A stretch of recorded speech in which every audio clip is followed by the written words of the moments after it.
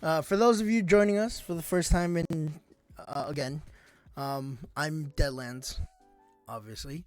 And then we got Beltane Fox and Toneberry. If you guys want to introduce yourself again, just name wise. Go ahead, Toneberry. Oh, yeah, like Deadline just said, I'm Tom Berry. Uh, Pretty much I am Deadland's quote unquote brother, and I'm also the atheist in the group. Yup. A lot of fun. Alright, Fox, up to you. I'm Beltane Fox. I am by far the oldest member of the group. I'm in my mid 50s. Everybody else is in their 20s. Met basically everybody by playing D&D and Pathfinder. And that's about all I got to say. I'm the pagan of the group. And if y'all didn't know before, I am the Christian of the group. I'm the most religious. And then our other guy, third guy, which is Neil, he is not here. He is not Astonet. Agnostic. Agnostic. There we go. That's the word. Thank you. So yes, he goes will by be joining us. Causality. Yup, that is simple causality. He'll be joining us later. We got a few things today that I kind of saw here and I want to discuss. One of them being, a while back, a biggest thing I've heard is pagans are witches. I've heard them be accused of witchcraft and stuff like that. In the past, it's been a big thing. That's one of the things we're gonna discuss tonight. There'll be a couple of videos that between me, Beltane, and the group we kind of shared to hear. Those of you guys watching on YouTube, you'll be able to see it.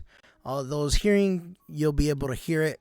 Most of these are just we'll read or just listen. So we'll do a couple of that. Oh, and then another thing we'll be touching on, kind of curious about is possession and what you guys believe in on that, and if it's a real thing. Obviously, there's some evidence, but some people can just say, "Hey, this is just an illness, not an actual." It's a mental illness over like an actual possession, which some can actually be that exactly, but so that's kind of the plan. Okay, so first, I'll start with one of the videos I sent it. It's a dark history that didn't teach you in school. I found this to be very interesting. I don't know about what you guys think. I think Baltimore actually found it interesting as well. It's part two of this whole little thing, but I'll get it started with the video. Dark history they didn't teach you in school. Part 2, a horrifying true story of Matilda Dixon, the Tooth Fairy. Her last words would end up haunting the town Port Fairy for the next 150 years. Matilda. And this is also like, what do you guys think about the story at the end? Like, do you believe in it? You don't believe in it? Blah, blah, so on and so on. It's part of the cryptic and the mysterious, so. Yep. Was a widow who had lost her husband at sea. Her husband was her everything, but now he's gone. Matilda used to bake special cakes for children who lost their teeth, just something to mark the occasion. The children loved it and would wait in anticipation. Although many of the parents thought the practice was a little strange, they knew Matilda was a good person, and it made the children happy. In a cold night in 1840, she had a fire in her home. Now, before the townspeople could come and aid her, the fire was put out, and she refused to ever come to the door. Many suggest that she was burned severely by the fire. Now, things changed for Matilda and the town. She no longer went out during the day or allowed children to stop by. The town began looking at her with a little bit more skepticism. She didn't bake for the kids any longer, but still exchanged gifts for their teeth. Now she had to wait until dark, until the town was asleep. The children would leave a tooth wrapped in a handkerchief at their front door. Matilda would wander the streets, leaving small change at the house's doorstep. It was rumored her face was hidden behind a simple porcelain mask. One day, two kids told their parents they were going to give the Tooth Fairy a visit. They'd just be right back. Hours passed and still the children were gone. The parents got concerned. and took to anger as they began blaming Matilda for their child's disappearance. They rallied the townspeople together and they appeared at Matilda's door. They dragged her from her home, knocking a jar full of teeth from the table. She was screaming and sobbing, holding her face in her hands. Two of the men threw a noose around a tree limb. The others were trying to pry Matilda's hands away from her face so that they could put the noose around her neck. She put up a fierce struggle, screaming at the men not to peek. Finally, they pulled her hands away. Her porcelain mask fell to the ground as they tightened the noose and quickly raised her up. Matilda's last breath, she screamed, "What I took in kindness, I will take in vengeance." After a few minutes, Matilda was dead. As her lifeless body hung from the tree, the two children emerged from the crowd. The head of the lynch mob's eyes opened wide. He rushed over and cut Matilda's body down. It was too late. Matilda was dead. An entire town guilty of murder. In 1951, the plaque that was dedicated to Matilda's memory was stolen and the area vandalized. Soon after, a group of teens began disappearing. All were rumored to be involved in the desecration of Matilda's memorial. The town feared a serial killer. Even talk of the curse of the Tooth Fairy began to surface. Local law enforcement investigated and filed most cases as runaways. In 1953, a new plaque was erected in Matilda's honor. There have not been any children disappear since. Matilda was reduced to the point of a freak show, to the point she had to wear a mask. She was a strong woman, a good woman. She didn't deserve to die. In a weird twist of fate, the curse is now considered a legend. In a small town of Port Fairy, Australia, has become a tourist destination for many of those who are drawn to the sad life and tragic death of Matilda Dixon. All right, what do you guys think? I know the Tooth Fairy has many stories behind her. I'm pretty sure this is one of many few stories that's behind the Tooth Fairy, per se, or at least so. What do you guys think? I am currently looking at a it's called Villains Wiki, and it's talking about Matilda Dixon, who is nicknamed the Tooth Fairy. It says the main antagonist of the 2004 supernatural horror film Darkness Falls. So this is from a movie. Oh, funny. It's a little different because they're talking about her being an undead and vengeful specter. Rather than what we normally know as like an actual fae going around taking kids' tooth and replacing it with money. Yeah. Which, yeah. There's a lot more to it.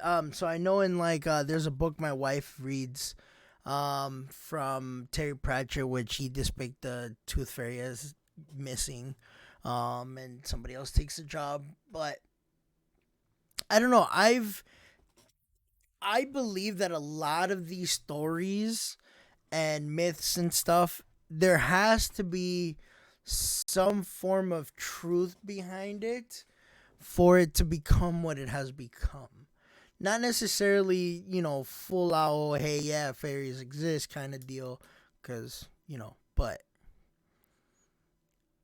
that's what I at least think.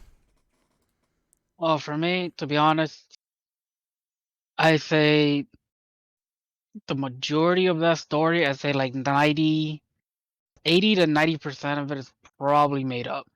Well, Reason being, Beltane figured out it's from a movie. well, no, I mean, yeah.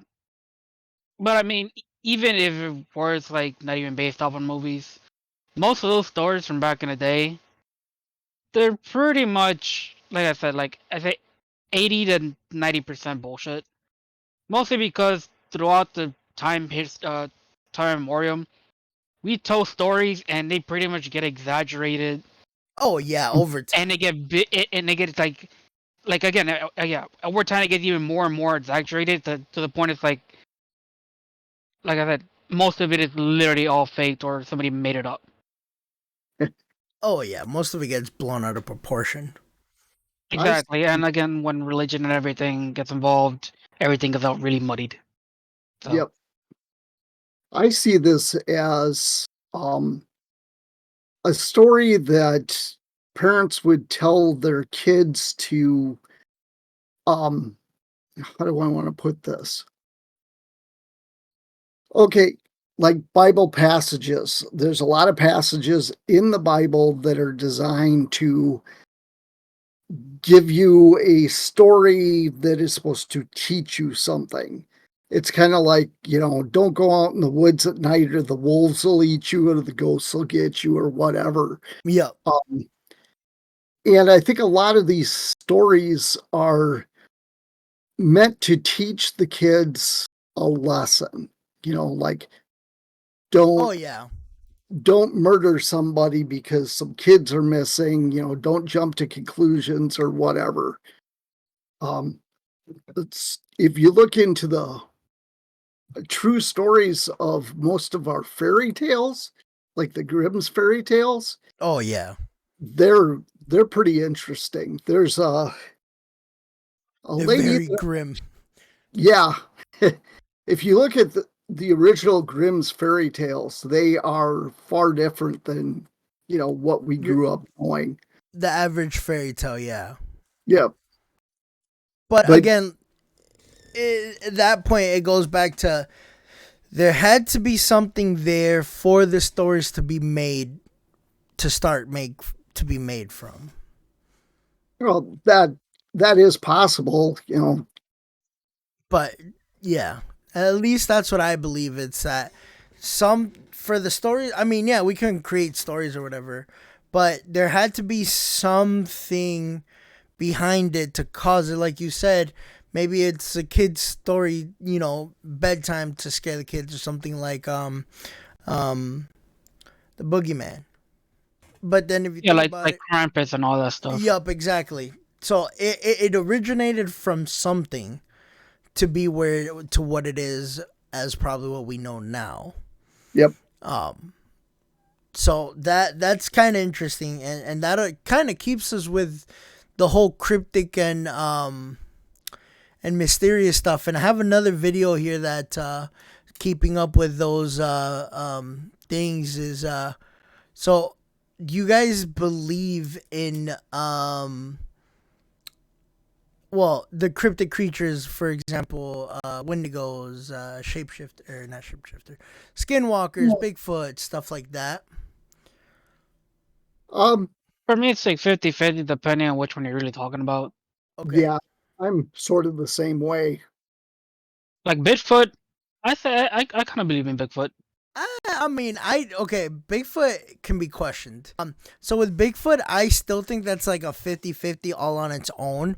Just because if there was something really that huge out and about, you'd think that we'd catch some glimpse of it. And I don't mean the crappy freaking old ass potato cameras Oh no, image yeah, that. qualities. I mean like a legit imprint of the foot and not one that you can just make, um stuff like that. And that's what I'm saying, that Bigfoot on its own could be like a 50-50. um There's a lot of people out there that will say, well, we've never found the bones. And one of the things that I tend to believe with Bigfoot is that it's an interdimensional being, that it's only in our dimension when it wants to be, if you will. And Interesting. there is a Yeah, I've tie-in never heard of that between before. Bigfoots and UFOs. A lot of times when a Bigfoot is seen, a UFO is seen, or vice versa. Um, Hmm. so it's one of those things. I've never seen it, but I've talked to some people who have, that are dead believers that they saw what they think they saw. Or Hardcore saw what believers. yeah. Crazy. So I've never actually heard of that theory of them being interdimensional Alien. creature. Or yeah, Yeah. that is Well, very very interesting. that's also the theory on shadow people, that there's some type Yes. of interdimensional Well, creature. not with shadow people on their own. For me with For shadow, Shadow People, I've heard that It's pretty much like an alternate universe or the dark universe that's connected to ours. Yeah. Oh, see, That's what I've heard. The I've interdimensional. heard, huh? That would be the interdimensional. Basically, there's another dimension sitting right on top of ours. And that's where the shadow people are from. Well, if you think about it, there could be more than one dimension sitting on top of ours. Right. Well, that's how some of these cross back and forth. So I've heard something similar, but I've heard more of the fact that shadow people are beings that have passed and their souls is basically trapped in limbo or in purgatory per se.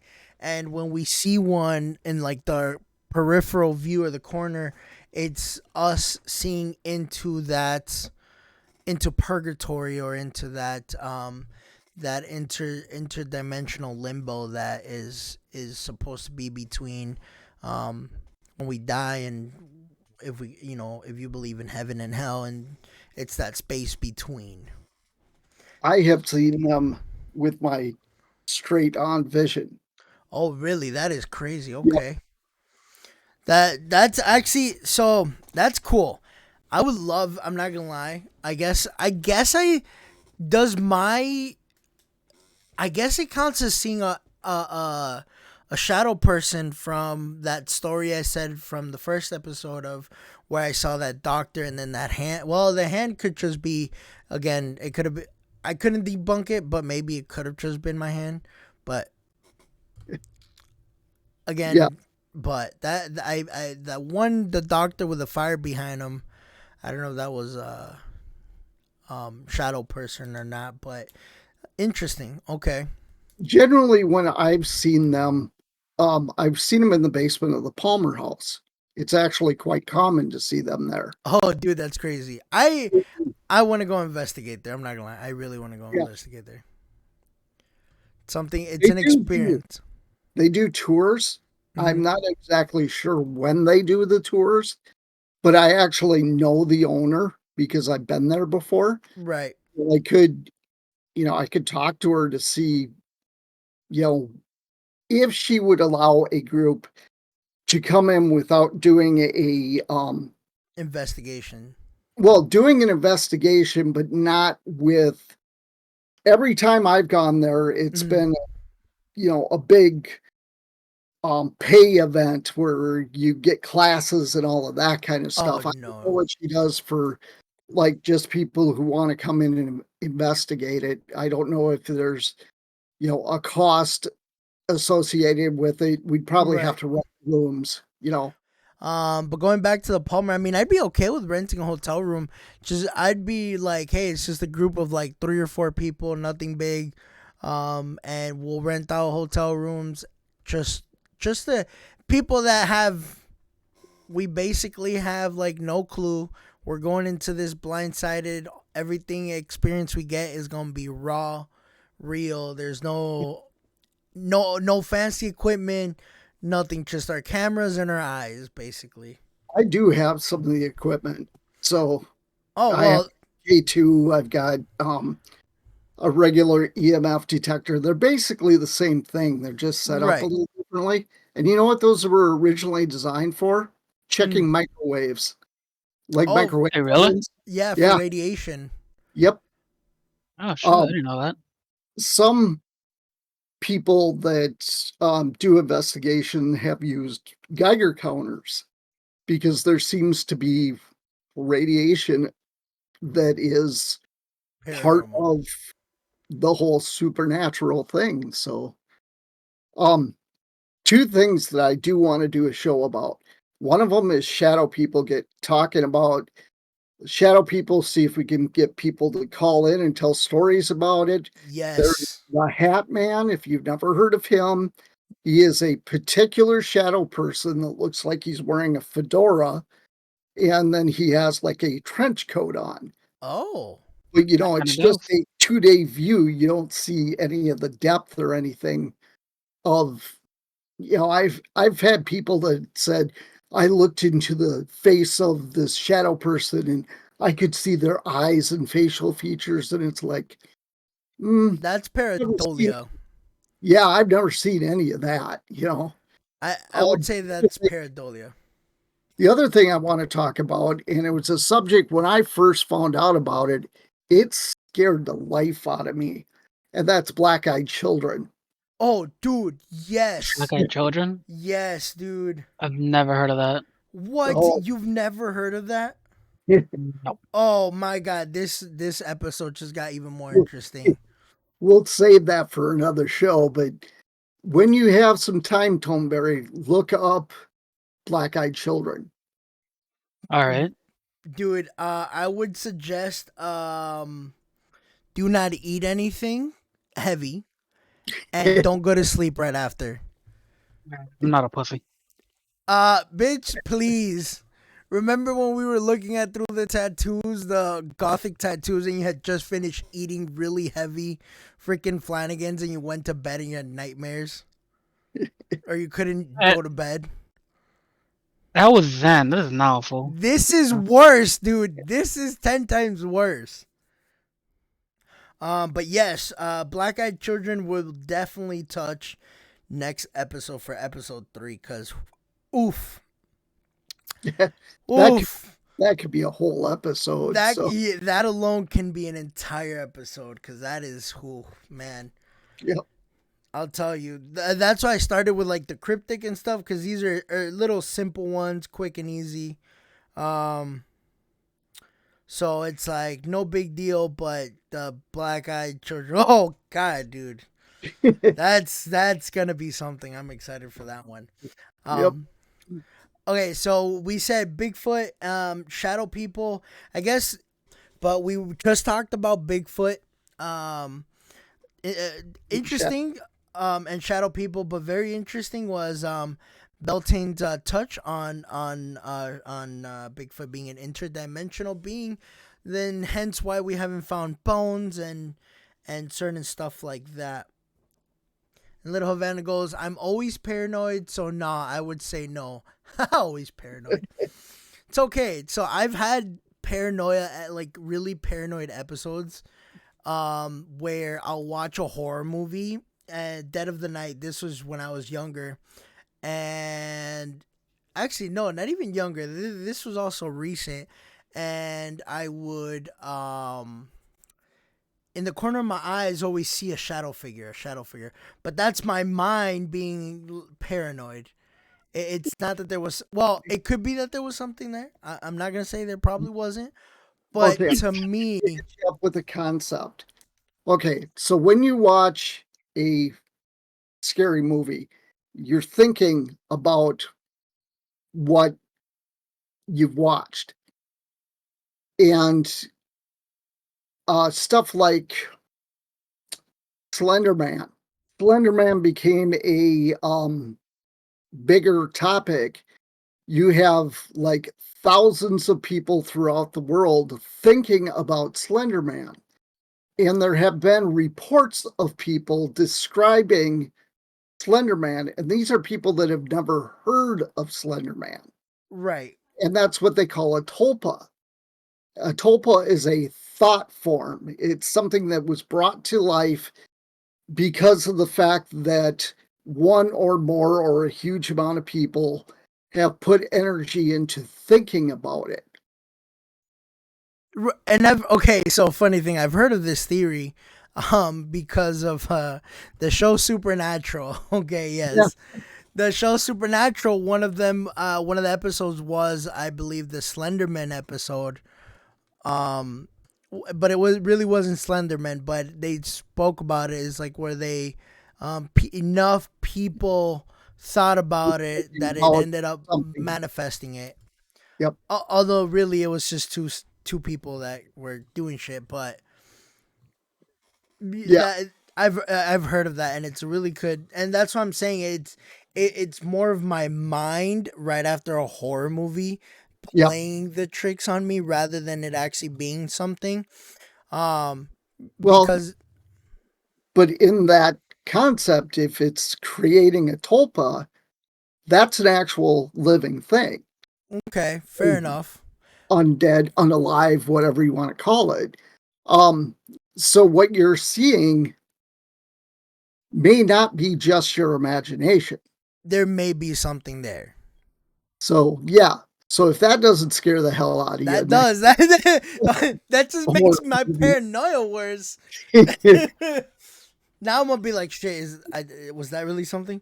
Cause there are times where, in the corner, of not even in the corner of my eyes, you know how your eyes try to adjust to the darkness when you like wake up in the middle of the night. Yep. But then there's Yeah. certain parts where, for some reason, your eyes do not adjust to it. There are times where I think I see something like up in the corner of the wall because it's so pitch black and my eye isn't adjusting to it, but Yep. it's just a pitch black. I almost feel like it's something there. And my biggest fear always in the back of my head is like some form of creepy grudge lady because I hate the grudge. So when I was working on, before I became a Reiki master, I was working with Suzanne Worthley. And once you guys meet her, she's going to blow you away with the stuff that she does and knows. But one of the things that I had been working on was learning to see and read auras. Okay. And you do what they call soft eyes. So you kind of let your eyes go unadjusted when you're looking at someone. So you're not, you don't have Focused. a really, you don't have focused vision. You've got kind of, it's not really blurred, but it's similar to what you're talking about when you wake up at night. And Okay. when you do this after a while, you start to actually see the aura around a person. And Ah. they call it soft vision. And, when you were explaining that, that's what popped into my head was, you're waking up in the middle of the night, so your vision's kind of soft. Yup. Yup. So maybe you are seeing something. Oh shit. I'm Hey. gonna have you so I freaked gotta out. sleep tonight. I was like, hey, I gotta sleep tonight, That's crazy though. Now I'm gonna be like, every time I'm like squint even harder, be like, focus, focus, focus. Like, is it something? Well, Is it not something?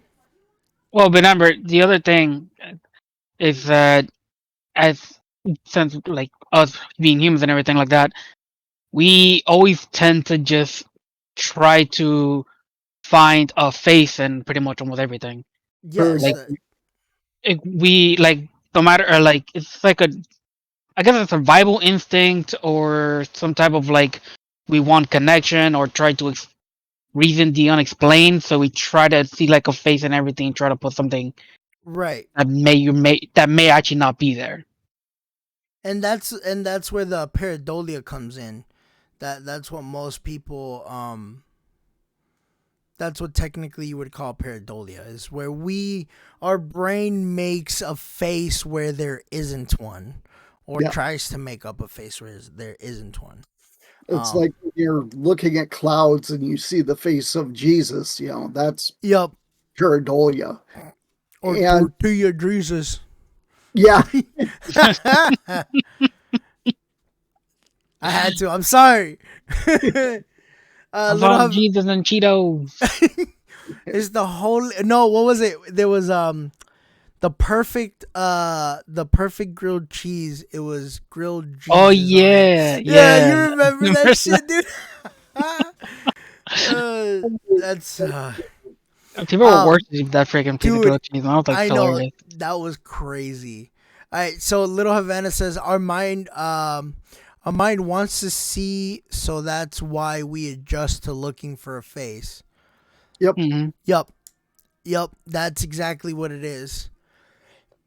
Excuse me, jeez. It's Okay. exactly what Tonberry said. It's kind of like a survival instinct. So Yep, it's like we're trying to put a face on something rather than be like, oh, it's either a ghost or it's something else, kind of thing.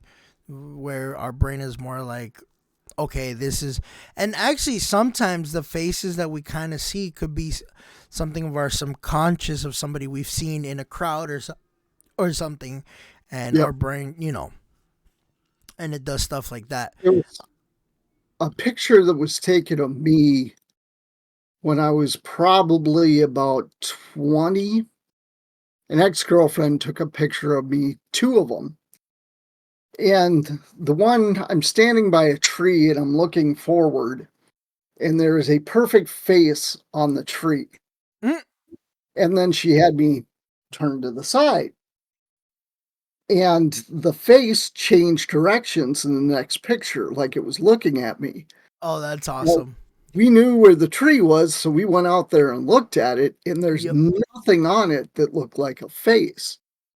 So Well- it was, I wish I had kept those pictures. That would have been really awesome picture Yeah. to see. She burned them all when we broke up, so Well, That's okay. We'll one of have the crazy ones. It's okay. We'll have time to make our own stuff like that. Okay, going back. So I guess, but would that count for like shadow people too? When that person is like, oh, I saw the shadow and it was like into its eyes and I can see a face, you could call that pareidolia as well. yeah. Not saying the shadow figure was pareidolia, is more of like the features that they saw would be it. It's pareidolia. Yep, Right. that makes sense. Going back to more cryptids, Wendigos. What do you guys think on Wendigos? I got a video on that too, so that's I need a refresher on what they are. Wendigo is a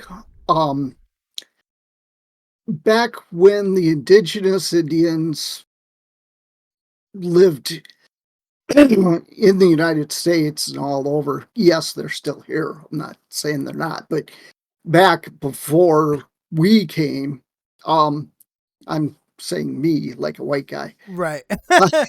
No, it's what Little Havana, what is that? We're explaining what a Wendigo is, and no, it is not a leprechaun. Continue, sorry. The Wendigo was a spirit of a person that, the way I heard it was they committed evil acts and they had turned to cannibalism. And once they turned to cannibalism, they became this thing for This creature. this creature, which is always hungry. The only way it can try and sustain itself is by eating human flesh. But they're never satisfied with one person. They're always hungry. For more, And yep. in the videos that we have of them, it shows them with the horns and the kind of like Animal skull. yeah, that's not how they're described in the old lore. And I think that video does say, if it's the one that I sent you, one of them that I sent you shows There's a couple of them, yeah. where they were noted to being at, and Minnesota is one of those states. Minnesota is the one state where everything paranormal happens. I'm just saying. There's a shit ton of things that you can look up, and for like paranormal, Minnesota, I believe like more than 60 or 70% will be mentioned. Like if you look up paranormal and haunted things, I solidly believe at least 70% of the things will mention Minnesota. Like no kidding. One thing, Yeah, at least one thing, but it will be mentioned. And I do have a couple of other things for other cities here in Minnesota. So I'll play that video here for the Wendigo for those watching on YouTube for now, and those for listening. This is, and I'll have, if you're watching on YouTube, I'll have the links to most of these down below. So okay, very right. cool. So here's the Wendigo one. Sockets, and whenever it's getting close, you start to feel a cold chill. The legend originated from the eastern forests of Canada and the Great Plains regions of the United States. It's said to be an evil spirit that possesses humans when they're either overcome by greed or whenever they resort to cannibalism to survive. And when they're possessed, they have an insatiable hunger for human flesh. One of the most famous cases of Wendigo possession or Wendigo psychosis involved a Plains Cree trapper in Alberta in the winter of 1878. Basically, the story goes when he resorted to cannibalism to avoid starvation, he went crazy and killed everyone in his family, which was 9 people after tasting human flesh. The existence and history of Wendigo psychosis has been hotly debated since then, but there is still a large number of people that believe Wendigo still roam the north. It did say that a person, there was a story of somebody, the story was, some dude ate somebody and became a Wendigo. That's the That's the gist of it, okay. We did talk about one specific guy, who, the story that I heard about him is that he had taken his family out to some cabin, and it was a really cold, hard winter, and he came back into town and had told the local sheriff that they were attacked or something and his family had been killed.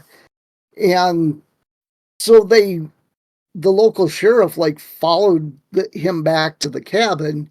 And when they got there, they found, cooking pots with pieces of flesh still in them and that kind of stuff. So it's supposed to be the most famous case. And I don't recall the guy's name. They did say it in that video. But he never became a Wendigo. He just went to prison. Here, let me replay real quick. I mean, the only person I know what fits Little that Havana. description is a guy called Ed Gein, but I don't think it's him. No, that's a different guy. That's a white guy from Wisconsin. White guy from Wisconsin. So I'm gonna play the audio again, or the story again, real quick, for the guy. Mythical creature in each state. Minnesota. This is the Wendigo. The Wendigo is often described as a giant humanoid that's very skinny and decaying, with its eyes pushed back in its sockets, and whenever it's getting close, you start to feel a cold chill. The legend originated from the eastern forests of Canada and the Great Plains regions of the United States. It's said to be an evil spirit that possesses humans when they're either overcome by greed or whenever they resort to cannibalism to survive. And when they're possessed, they have an insatiable hunger for human flesh. One of the most famous cases of Wendigo possession or Wendigo psychosis involved a Plains Cree trapper in Alberta in the winter of 1878. Basically, the story goes when he resorted to cannibalism to avoid starvation, he went crazy and killed everyone in his family, which was 9 people after tasting human flesh. The existence and history of Wendigo psychosis has been hotly debated since then, but there is still a large number of people that believe Wendigo still roam the north. So he was saying Wendigo psychosis. Yeah, that's basically, and the way that I interpret what he's saying is that it's somebody that goes crazy and kills and eats their family or whatever. Yep, that's how I'm interpreting it too. But this is a different form of kind of thing. I would say it's not like the full base lore. Yep. I swear I know how to talk. I do have another one of it, but it is not just the Wendigo. It mentions other cryptids. So I'll play that one next.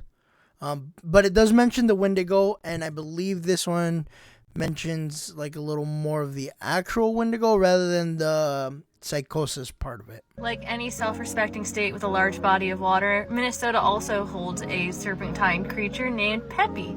Peppy lives in Lake Pepin and is spotted from time to time popping up on the surface, spooking people from her shores. And to bring in the hellhounds, there's the Minnesota Dogman, who has been spotted in St. Louis County, Otter Tail County, and Todd County. Much like other dogmen, he usually runs out in front of cars, scares people, scratches at doors, and makes other dogs bark at him. And then we have the Little People of Pipestone. This one was a little bit hard to look up, but apparently elders in the local Native American tribe do not like to talk about them. But locals can see out of the corner of their eye sometimes little people moving along, kind of like fairy folk, tugging at their shirts, grabbing their hair, cute. And you guessed it, we're ending with the Wendigo, a terrifying creature born from cannibalism who has a voracious appetite for human flesh. So, have a great Friday. So, I guess it all depends on who looks into it and the view of it. But basically, some will believe it's a psychosis. Others that it's, a cryptic creature, basically. Which it is. I got to remember to unmute myself. I'm glad I'm not the only one that doesn't forget that part. My view on it is pretty much exactly what yours was. The Wendigo is a Native American lore. I have not found anything about people that have reported seeing the Wendigo. I'm sure there are stories out there. I just haven't found any yet. So of the Wendigo? Yeah. Yeah, I haven't heard too much of them. Like these stories.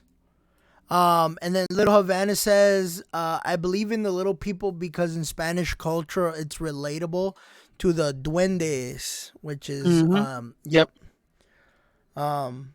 So yeah, that's kind of relatable. But I think in the United States, I guess not just in the United States, but just around the world, there's always some form of cryptid to something. Yeah. Well, and there's always stories of little people as well. Yes. Like the Fae. So that's something we could get more into at some point, because there's a difference between the little people we believe in the United States and the little people that they believe in like Ireland. Right. And yes, Little Havana, we're talking about leprechauns. Or have you seen South Park? Underpants Gnomes. Underpants Gnome, yeah. All right, let's see. So I've never, like, the Wendigo, I've heard of it more of for my part of it, the Wendigo, I've heard of it more of like an Indian Native American story. Yeah. Of it, rather than what all these other ones have been. And I think that's where it kind of originated. It at least that's what I would think. It originated around that era. Yep. So the next thing, so little people, we'll have to touch, like you said, later down on that, because there's a lot of stories with little peoples in them. The Minnesota Wolfman, that's something new, but I think everybody has a Wolfman too. Well, these are dogmen, and the original story I heard about them was in Wisconsin. The Beast of Bray Road is a dogman. And then I had heard about Michigan having dogmen. And then I heard this one about us here in Minnesota having dogmen. I had not, before I saw that video, I didn't know we had dogmen here. The dogmen are attacking. The dogmen are attacking. I'm kind of interested. Let me see if Florida has one. I doubt it, but pictures of wolf South Clear. Nope. What? Yeah, do cryptid Minnesota dogman. Have you ever heard of the Minnesota Dogman? It's a KDHL radio station. Also, by the way, never look up Florida Wolfman. Yeah, never look that up. The biggest thing I hear about in Florida are the skunk apes, which are supposed to be Bigfoot in the swamps. Yep. La Llorona, I had heard about that back when I was, 87. I went back to San Diego. I was born in San Diego. Okay. Moved here to Minnesota when I was 2. And then when I was about 19, I moved back to California. Was there for a couple of months. And when I was in San Diego, my uncle's neighbor, the neighborhood he lived in, he was like one of the only white guys, which, typical. But I was talking to the guys next door, and they were talking about La Llorona, and okay. They were saying that that legend, I guess, is from south of Mexico City, but they still are fearful of it everywhere through Mexico and all the way up into the southern states of Oh, the United damn, States. that big, huh? Yeah. And the story I heard about it is it's a woman that drowned her children and then like drowned herself, and she's always wailing looking for her kids that she drowned. That's crazy. Yeah. All right, so I looked up a little bit more on the Minnesota Dogman. It looks like there's been several alleged sightings in northern Minnesota of him, of the cryptid. And these are 3 stories that were posted anonymously in the Cryptid Wiki on Fandom. Again, take this as you will with a grain of salt here. The first alleged sighting of the Dogman was just north of Duluth at an Air Force base in 1999. In Air Force Base in 1999, this anonymous guy says he was working on third shift, which runs 10 p.m. till 6 a.m. He said he was on a side of the base near a forest in the patrol truck, which is an F-150. I don't know why that was so important to put on there, but anyways, as he was driving around, he noticed a pair of eyes reflected back at him. The eyes were apparently the same height as his, even though he was sitting in an F-150. Again, I don't know why that matters. That probably gives you the perspective of where he was sitting, the height. Yup. That's kind of what I was thinking at this point, mentioning it so much. Then whatever it was took off. He drove after it and only saw the back of the creature as it bounded into the forest. He says it looked wolf-like. It had a huge back paw, a tail about 2 feet long, matted fur that was... Holy shit. Matted fur that was blonde, light brown, and he could hear running through the forest, and said it sounded like a moose. It was so loud. Well, a moose... It could have been a moose, although moose do not have a 2-foot long tail. But again, it could have been maybe a tree branch that it was stuck on him or something. But on their hind feet. So yeah, so that. But holy shit, Little Havana, thank you so much for those community sub gifts. Thank you so much. Yeah, Simple got his subscription again. Thank you so much though, for all that. Thank you so much. But yeah, I mean, on its 2 feet, what could run a bear? Well, bears wouldn't run on 2 feet. They'd get on all 4 and run. Yeah. Generally, a bear can take a couple of steps on 2 feet, but not full out run. So, and comparing it to a moose running, that had to be pretty loud, considering he was also inside an F-150 driving behind it, which you'd think he would have caught up to it, but he was also in the forest. A lot of factors can play in this. Again, take all this with a grain of salt, guys. The next alleged sighting of it was from so that was in 1999, by the way. The next one was in 2009, almost a decade later? Yeah. There was another sighting of it in Fergus Fall. This man was driving into town on a country road. He noticed on the side of the road 3 deer, so he stopped to look at them. Then he noticed a bizarre creature behind a tree watching the deer as if it were waiting for the right opportunity to pounce. He said that it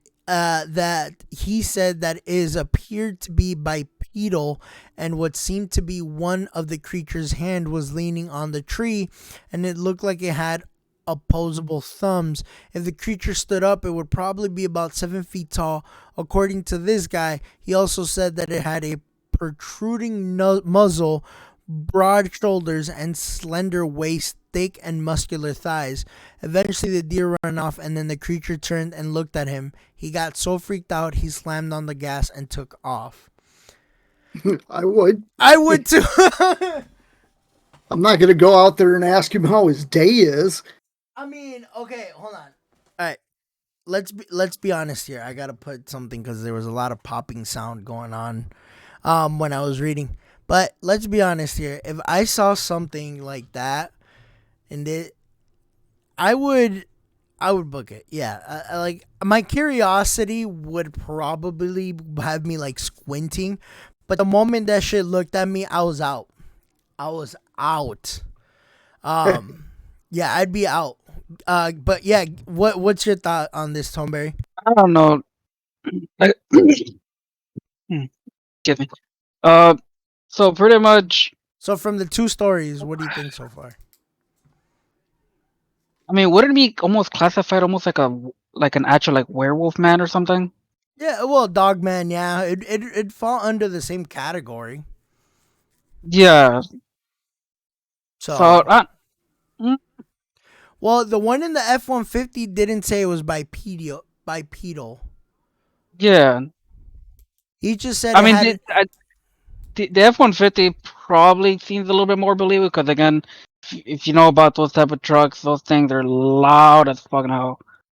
So, and to be able to hear sounds inside even a while truck. driving inside the truck while it's on and everything driving, that must have been extremely loud. But the Fergus Fall one, to me, the Fergus Fall. It's a little far fetched. Actually, the F-150 to me was a little more far-fetched because of the fact that you're driving. How can you hear something inside the car? No, that's what I'm saying. If he did hear something while driving and everything, that's like that's a little bit more alarming. That's like Okay, let's get to the third story. Tomberry, not Tomberry, Beltane. Do you have anything about the second story besides that? Get the hell out of Dodge. The second story sounded realistic because of the way the guy acted. You know, it looked at him, so he freaked out and left. Yeah, that's what I'm saying. The first one, the guy's chasing him, but of course he's on a military base, so a military guy would probably do that. What do you guys think in the chat? So far out of the two stories, let me know what you guys think. In the comments below too. If you guys are watching off YouTube later, let me know what you guys think down below on which story sounds more believable. Now, the third and final alleged sighting took place in Long Prairie. So, mind you, all these are up northern Minnesota. Yeah. So the final alleged sighting took place in Long Prairie.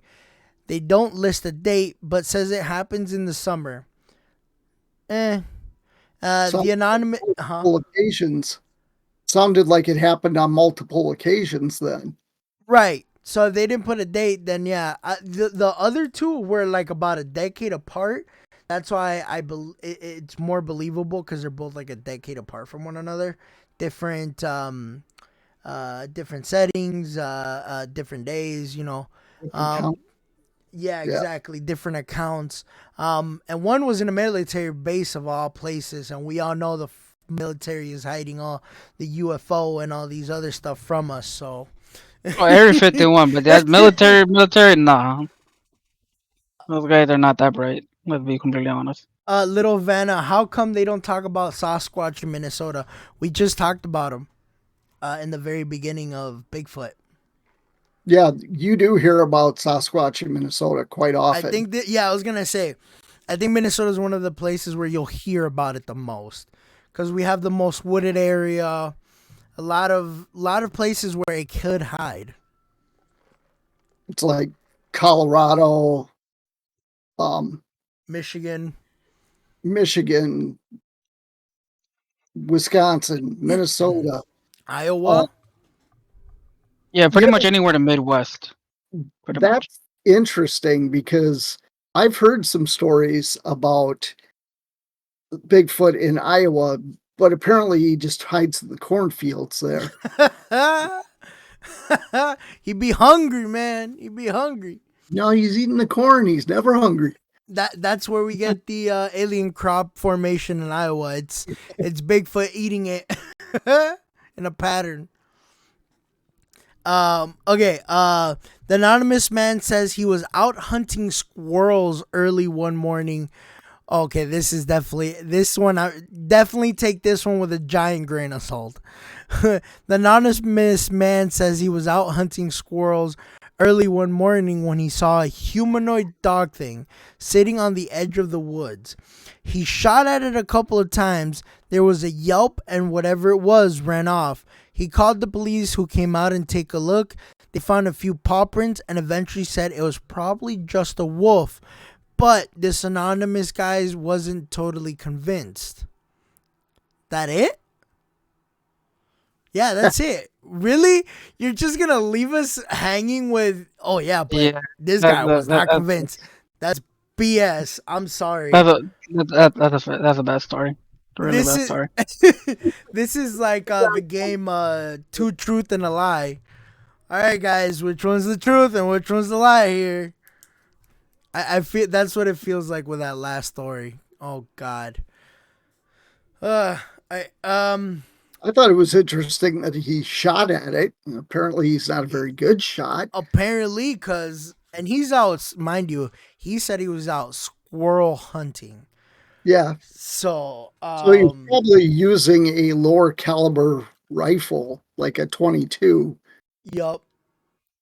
He wasn't out there with an elephant gun trying to blow the squirrels to smithereens. So he was probably out there with like a little pellet gun out of everything.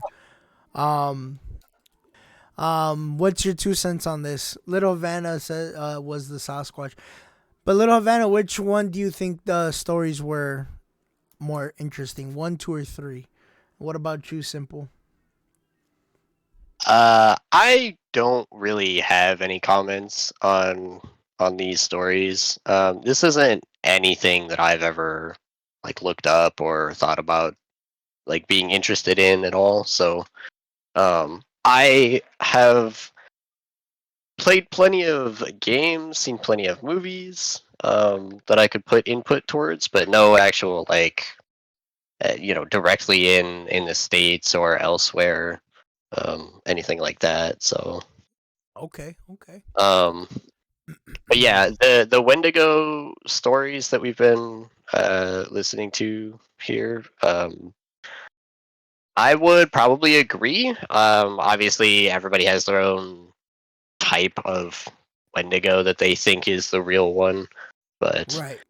The actual lore behind it, I think, is more accurate from the stories that we've been hearing, more than what I like the other things that I've seen. So yeah, the picture that they showed in both of the videos of the Wendigo is actually based off of a book in a video game, from what I understand. Which one? Sorry. Both of the videos that showed the Wendigo, it had the whole deer antler face thing. That was a concept drawing that somebody did for a book in a video game, from what I understand. Cool. So the original stories of that thing it's more like a zombie looking thing. There's no antlers involved at all, and it's not like a anything. The more video game version is definitely more along the lines of like it's some misshapen creature that's always starving and it kind of hunts you down throughout the video games kind of thing. Yep. So I would agree with like almost undead, except it's still alive. It just can never be satisfied with what it's got, so it's always hunting. Yep. I think is kind of the premise. Cursed. The what? Kind of like it was cursed. Yeah. Yep. So here's a little something. There's an old Native American legend that's been told by the locals for years. According to Only in Your State, the legend of Wendigo describes a huge scary monster that hangs out in the woods of Minnesota. But wait, that's not all.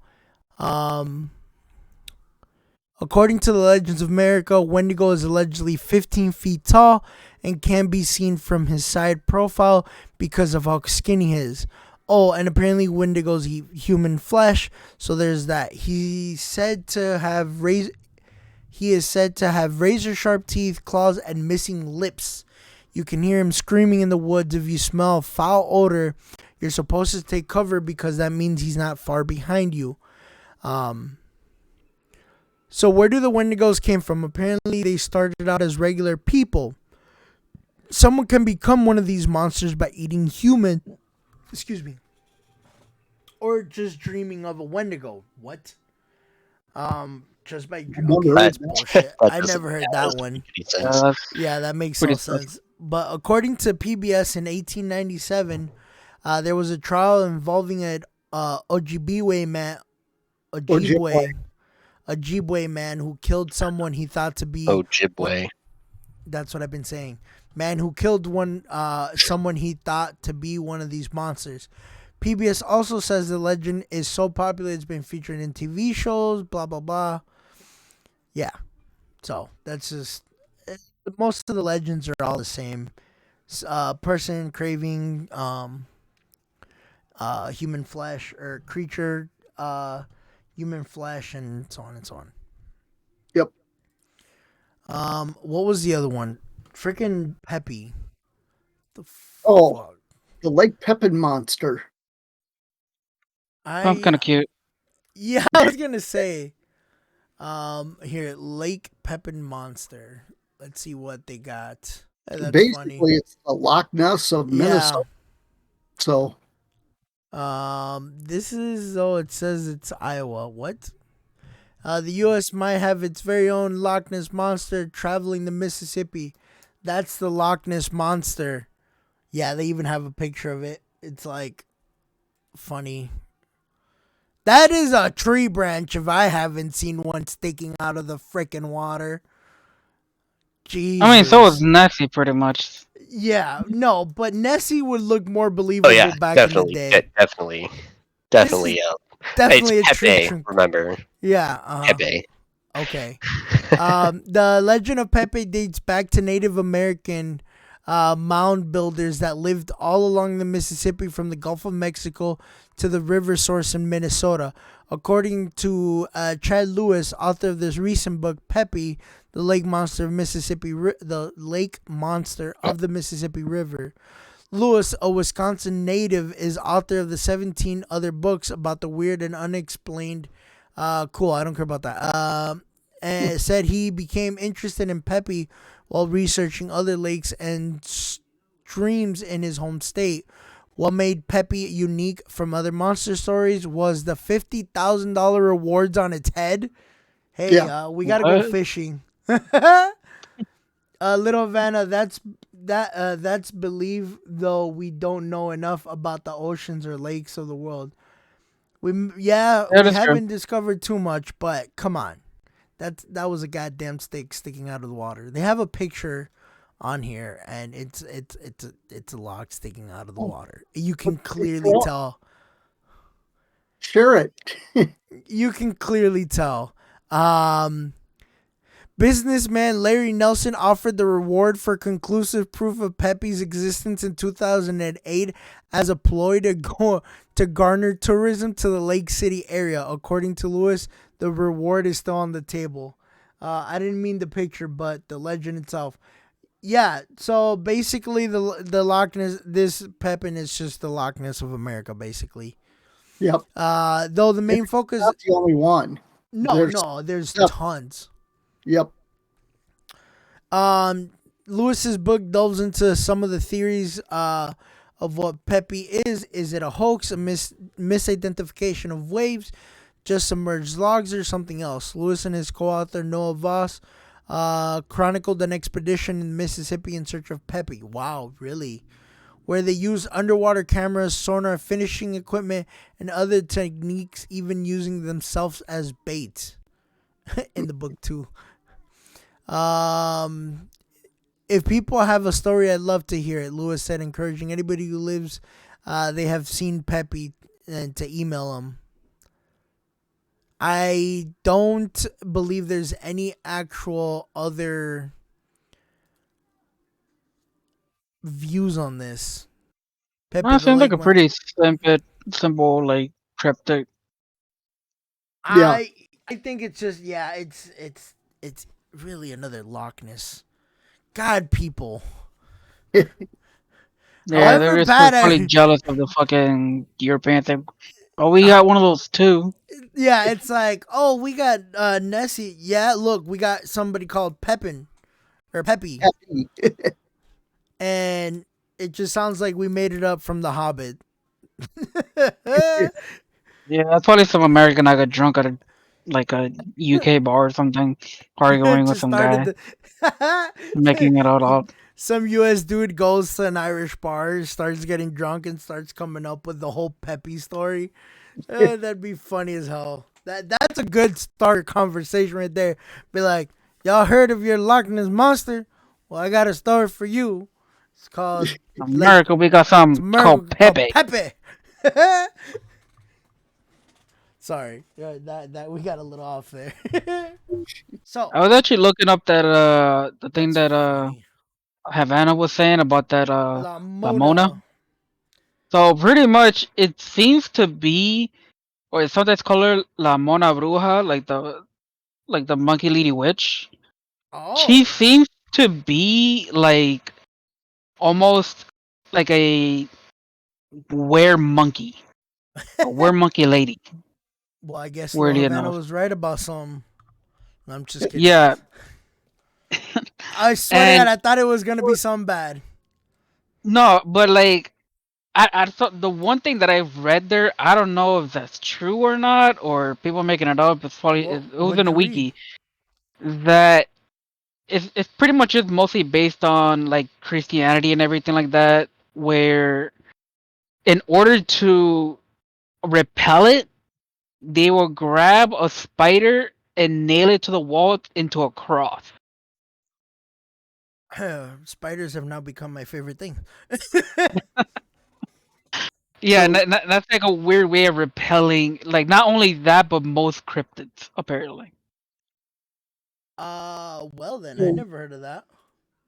Yeah. explain that again. They nail the spider into the wall in the shape of a cross. Yes. How? Yeah, that's I I don't know that's what I read on a wiki. I'm like, and I'm just saying it. I know it's like completely freaking weird. I believe it the same thing, even more take the so me. wiki Like with a grain of salt. exactly. I could But see yeah, that's if they took like 4 spiders or 5 spiders to make a And then cross. make the cross, yeah. Yeah. But not like one little tiny spider, like just trying to like the legs and like no. okay. Let me read it verbatim. Okay. The only way to get rid of these entities was when the victim mastered his fear and said, countered Christian prayers, nailed a spider, a machete in a shape of a cross into the ground. Actually, my bad. Throw it. Throw a fifth of corn, mustard seeds, or salt, and he would throw a hat upside down so that the Mona would wake up, picking up the grains without letting go of her until her repentant of her spells and vowed to never disturb anyone in the whole region again. Well then. Yeah, I that's like the weirdest thing ever. Never heard of heard that. of corn magic before where they use corn as a way to drive off things. Really? Yeah. Yeah, I've heard of that as well. I've never heard of that. I've heard of the salt over the shoulder to ward Yeah, off. it's those things are mostly popular in Central America, like Guatemala, El Salvador, Nicaragua, Honduras. Yep. Little Havana goes, or maybe a spider on a cross nailed. It's like grab the spider and nail it to the cross. So that eliminates Bigfoot in the cornfield. LOL. He's got a point. I looked up some more of the Llorona stuff, being that we're in like La Mona part of things. So it looks like there's different regional versions. In Mexico, the legend of La Llorona is deeply rooted in Mexican popular culture. Her story is told to children to encourage them to not wander off in the dark and near bodies of water such as rivers, lakes, and lakes alone. Her spirit is often invoked in artwork such as that of Alejandro Coluna, La Baba de La Llorona. It's a painter. Is a yearly waterfront theatrical performance for the legend of La Llorona set in the canals of Mexico, which was established in 1993. So, the legend has a wide variety of details and versions. Typical version of the legend is a beautiful woman named Maria marries a rich ranchero or big ranch guy to whom she bears 2 children. One day, Maria sees her husband with another woman, and in a fit of blind rage, she drowns their children in a river, which she immediately regrets. Unable to save them and consumed by guilt, she drowns herself as well, but is unable to enter the afterlife. Forced to be in purgatory and roam the earth until she finds her children. In another version of the story, her children are illegitimate and she drowns them so that their father cannot take them away to be raised by his new wife. Recurring themes in variations of La Llorona myth includes a white wet dress, nocturnal wailing, and an association with water. And holy shit, Little Havana. I just see in the corner of my eye a bunch of subscriptions again. Thank you so much, dude. All I'm seeing is like all of a sudden I'm reading and all of a sudden just a whole list pop up. Holy cow. Thank you, Little Havana, for all those subs, man. Thank you so much. Bring us back up to that goal, huh? But yeah, so basically the Llorona stories and tales of woman in a white dress, wet and crying. So Yeah. all right. So a cool thing, another thing. So the last thing I want to touch on is like possession, because Beltane sent a video on that I want to kind of take a look at. It's a little bit long video, but we'll cut it with just some clips and stuff. But Minnesota, Anoka. They say that Anoka is like the capital of basically horror town. Yeah, it's the Halloween capital of the world, from what they say. Yup. So I'm kind of curious on that.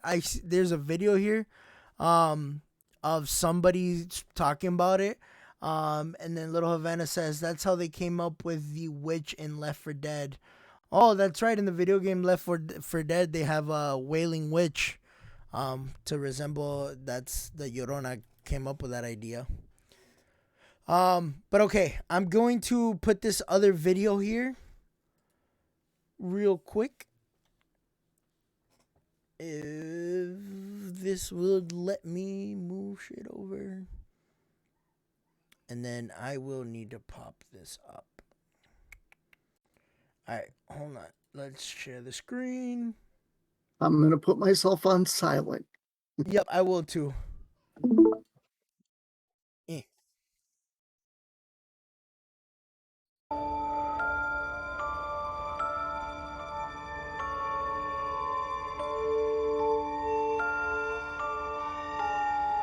We are at the Anoka State Hospital, the first hospital that was built in Minnesota. All of your typical hauntings and things that people are just scared to work here at times. I shouldn't be in here. That's one of the biggest ones that we hear, is they always feel like they're trespassing and they shouldn't be there.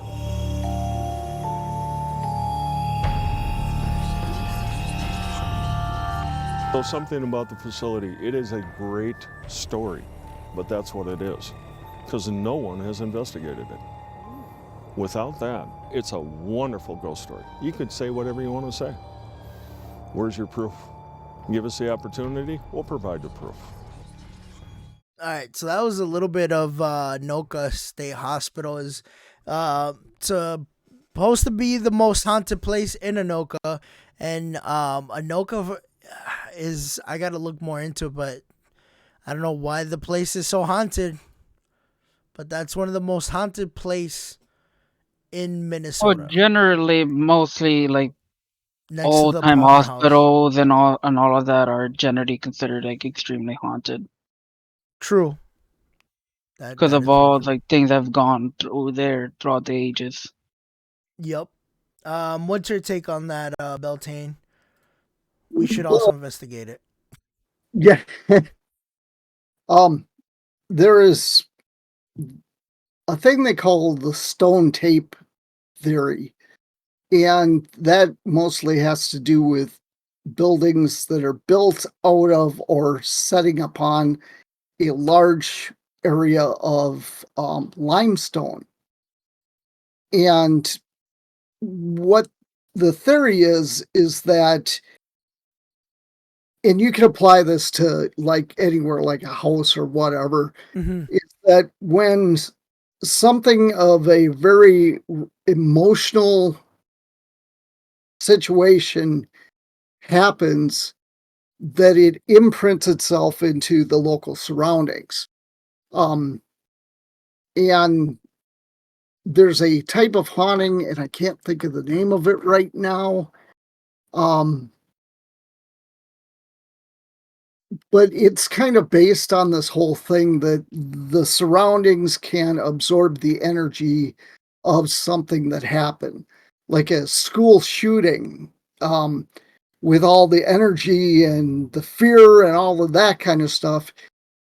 There could be hauntings at a school where there was a shooting. Yep. Oh, residual energy, I think they call it. Residual energy, residual haunting. Yep. I'm glad you could think of it because I was trying to. Yeah, I was like, is he trying to say residual haunting? But I was reading something because I looked up some more Anoka stuff, some more history on why it's the capital, or not. It's the Halloween capital of the world. Yes, Little Havana Place memory. No, it's called residual.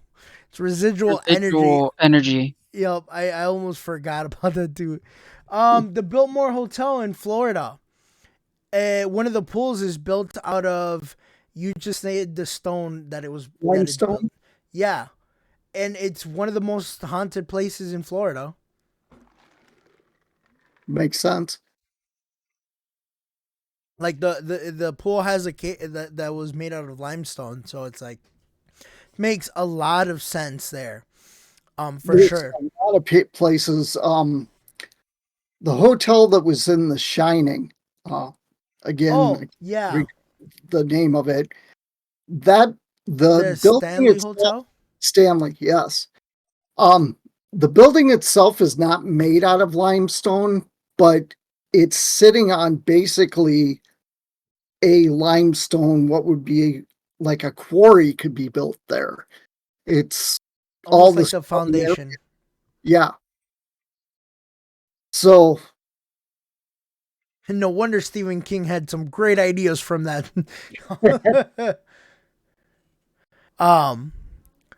Yeah, it's crazy that to think that so much things can be stored like energy wise in natural things like that. And still and things that happen to, and people still don't believe that the paranormal does actually exist. My beliefs center around that there's energy in everything. Oh yeah, for sure. I believe it. I mean, there has to be energy in everything for certain things to even happen. I mean, at least that's what I believe. You guys hear the sirens going by my house? No. No. It's a multiple time a day thing here. So. Oh wow, that's crazy. We live where we live. It's a main thoroughfare to this side of town. Mm-hmm. And there's 2 points, one that goes right in front of our house and one that goes along the side of our house. We're on a corner. Oh, okay. And right to the right of us, if you were looking to the south, is a huge cemetery. So, Oh, that's awesome. interesting. So there is a place in Minnesota that I want to investigate that I've heard story of. It's an orphanage in Minnesota, and Would I that believe be Owatonna? yeah, yep, the Owatonna Orphanage, which funny enough, I actually used to live in one of the cottages that used to belong to that orphanage, Okay. where the tunnel still exists. It's just blocked off, which is crazy. Yeah. But there's a story of their that I heard of years ago when I went, because you can go in and you can see stuff because it's like a museum almost, Yeah, there is a museum there. and you can see. From what I understand, they do not allow investigations. Oh, So I don't know if that's true or not, but most of I'm curious to ask. the local ghost hunter, paranormal investigators, whatever you want to call them, have not been able to get in to actually investigate the place. I don't know if they can stop you from doing it outside, but I know where they have the museum, they won't let you in there. Well, okay, so what I heard though, the story is there used to be a janitor there. At least this is what I heard. Or somebody that would go. So the orphanage has a cemetery as well on the grounds. Yep. And I heard the story of somebody would go and sit under the one big tree that the cemetery has, and they would read stories to the children, because what are buried there are children. They're children that were buried there because they didn't make it past a certain age, and like in the museum you can see all that stuff. But apparently the person that was reading to the children, they said that they would sometimes they can feel the presence of the kids, and they could feel like some were crying and some were laughing. Like he would feel all this energy around him while he was reading these children books out to them. And then that was fascinating for me to know. Like Chernobyl? No, not like Chernobyl. And it was just something interesting to find out about that. I mean, even if I don't investigate, like, to be honest, I would like to go and talk to them and like be like, hey, I have this podcast that I do stories about paranormal stuff, and I'm not asking to investigate. I'm asking if any of you guys had stories or willing to tell the stories. I don't have to get your name. I don't have to get your face. I just got to get the story. If I can get them to tell me stories that they have experienced or they know somebody that's experienced, perfect. That's all I would want. I mean, investigating it would be even better, but you can't, beggars can't be choosers, right? Yeah. So have you ever walked into that graveyard? Not into it, but I've walked up to it when Pokemon Go was a big thing. Yeah. One of the Pokestops is there, so I've walked. I haven't gone into it, but I've walked like right next to it. Backside by the road? Yep. So I actually went in and walked through the cemetery, and every one of the graves that I saw had a number on it, not a name. Okay. And from what I understand, because there were so many children, they assigned a number to them when they were buried. And because they were, orphans, right, and they had no family, that was how they did it. Make it cheaper so they didn't have to put in a name or whatever. Right. I think you could probably get in there to talk to the people that are like at the museum and that. Right. I was like, you can go in and talk to the staff there. Like and I think that's why I heard that story many years ago though. Like I was what was it? I was a little kid, and because they have an indoor pool and you can go in, and I had asked the person in the reception in the front that you would talk to get access to go into the pool, and that's where I heard the story from. Yeah. Because I was curious, and I'm like, hey, has anybody drowned in the pool also? And they're like, yeah, we've had incidents of, because they have a disabled chair thing, so for children that would have the disabilities would be able to still get in the pool. Yeah. So, and I was like, whoa, shit. So I'm going to try that one of these days when I get some time. I'm going to go up there and talk to them and be like, hey, I do this. They have a theater company that's in there. They do theater stuff, kind of like the Paradise in Faribault, where they do the live shows.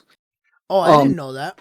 Yeah, I've been to a couple of them, and my memory is so crappy, I can't remember the name of the theater company.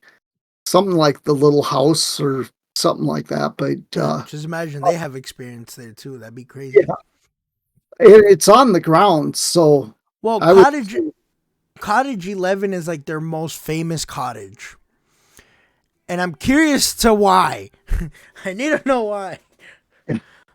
Like, I don't know that much about it, and neither do I. Want to learn more about. Yeah, I'm done. I think I'm gonna do that on one of my spare times. I'm gonna go and be like, hey, I do this. Is it okay if I can get this? And just write down notes, record audio, whatever I can get my hands on. Yep. Because I would love to figure it out. It's a truth or rumor.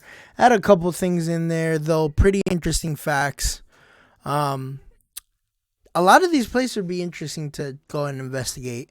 And then the last one is the Anoka Historical Society. With some help from the Historical Society, you can be led to a home with a rocking chair that is known to rock regularly with nobody sitting in it. Spooky. And that's just the start of their haunted tour, which will give you all the chills. So it looks like they have tours on there too. I wouldn't doubt it for how haunted the thing is supposed to be, like the Capitol. Freaking Halloween. But next, unless you guys have something to say about Anoka or Beltane, you're muted again. I don't think I am muted. Oh no, you're good. I'm sorry. Okay. So Char Savoy, one of the people that I plan on having as a guest at some point, and Greg Bakun do a thing at Billy's Bar Grill, kind of like a couple of times a month, I believe, where they talk about hauntings and stuff. So, we should go check that out. Yeah, we could probably ask both of them about that. Well, what's cool is I can probably take and set up something and go look into it and record some audio too and some stuff. Well, from what I have been told, they have not been able to do lives from there because they don't have internet access available. Really? Well, yeah. For my phone, I mean, it could be hotspotted pretty easily. Yeah, and I mean, it'd be nice to see stories and stuff. At least hear their experience and stuff. So, I mean, even if we can't live stream it and just record it and then I'll just throw it together as a YouTube video, that works great too. No biggie on that. So, I'm sure both of them would be really interested in having somebody that could come and do that for them. Oh, I would love to do that for sure. So, we'll have to figure that out here. And probably get some grub all with there. So I'm gonna put Bar and Grill as one of the notes here.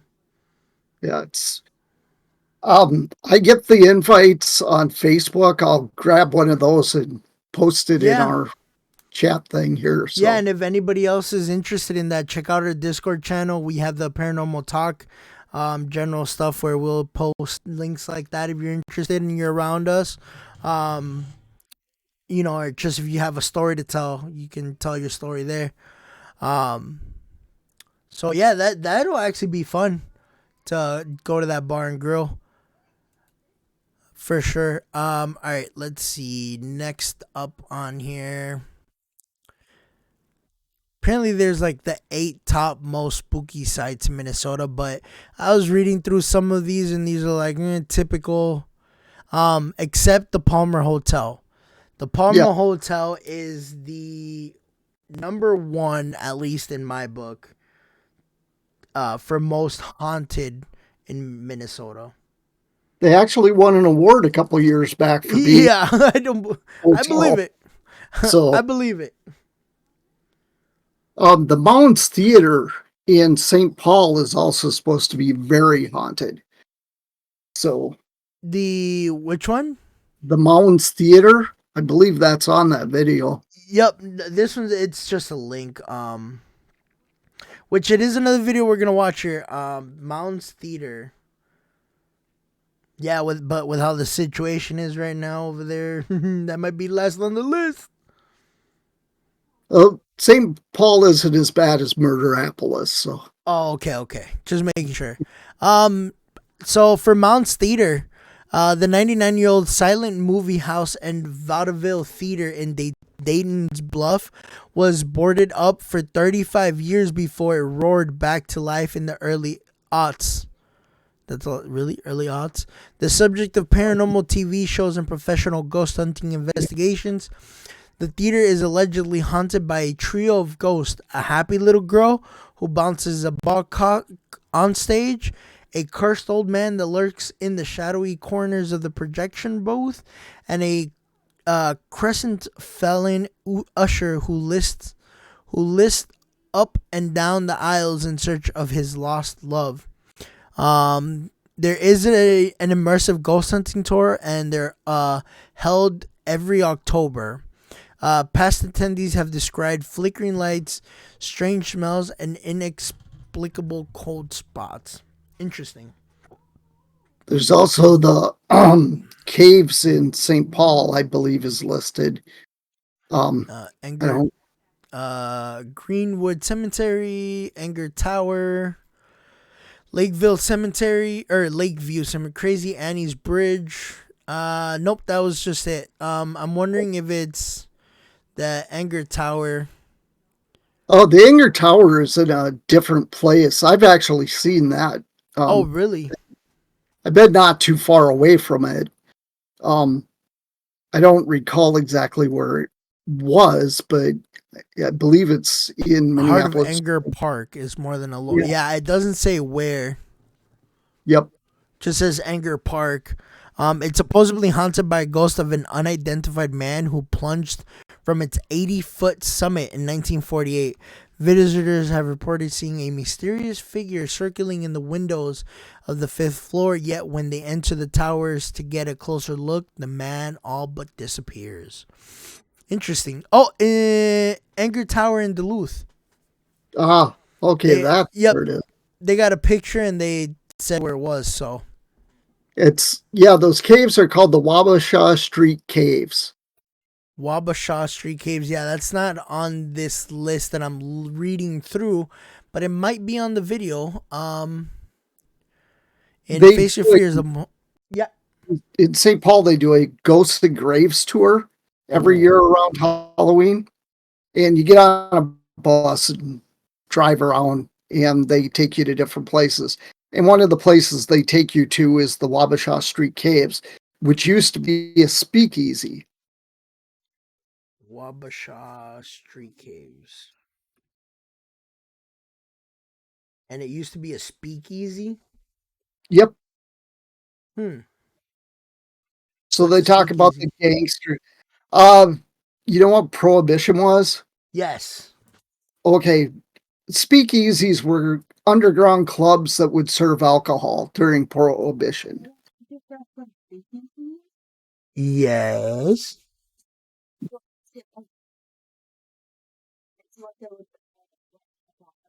Yeah, that's what Back when Prohibition was a thing. Yep. My wife knew about it. I didn't. So she. Oh, okay. Interesting. Well, see, this is why she's also part of a guest, randomly appearing once in a while in the background, because she knows way more than I do, considering she did grow up here. So, okay, so I do have that one video, Face Your Fears, the most haunted places in Minnesota. It's a quick 5-minute video here. We'll go ahead and watch this, and we get to see the 5 most haunted places in Minnesota. I wonder if they'll show the caves. Tomberry, you still alive with us? Yeah, I'm sorry. Okay. All right, here we go. If you are in for a fright this Halloween and believe in the paranormal, there are plenty of haunted places to check out in the state. Which ones should we do? Well, Minnesota Monthly's put together a list of the 5 that they think are the spookiest. And Amy Nelson is the editor over at Minnesota Monthly. We appreciate you coming by. Thanks for having me. Yeah, this is a cool one. So there's always stories and lore about places around the state that are. So I guess Minnesota Monthly has some ghost stuff on there, huh? Oh, yeah. Unmute real quick. Around Halloween, they usually do. Nice. Okay. Are allegedly and apparently haunted. Right. You have a list of the top 5 ones, and we start in Duluth with the Glensheen Mansion. What's that one all about? That is very well known as a destination. Yeah.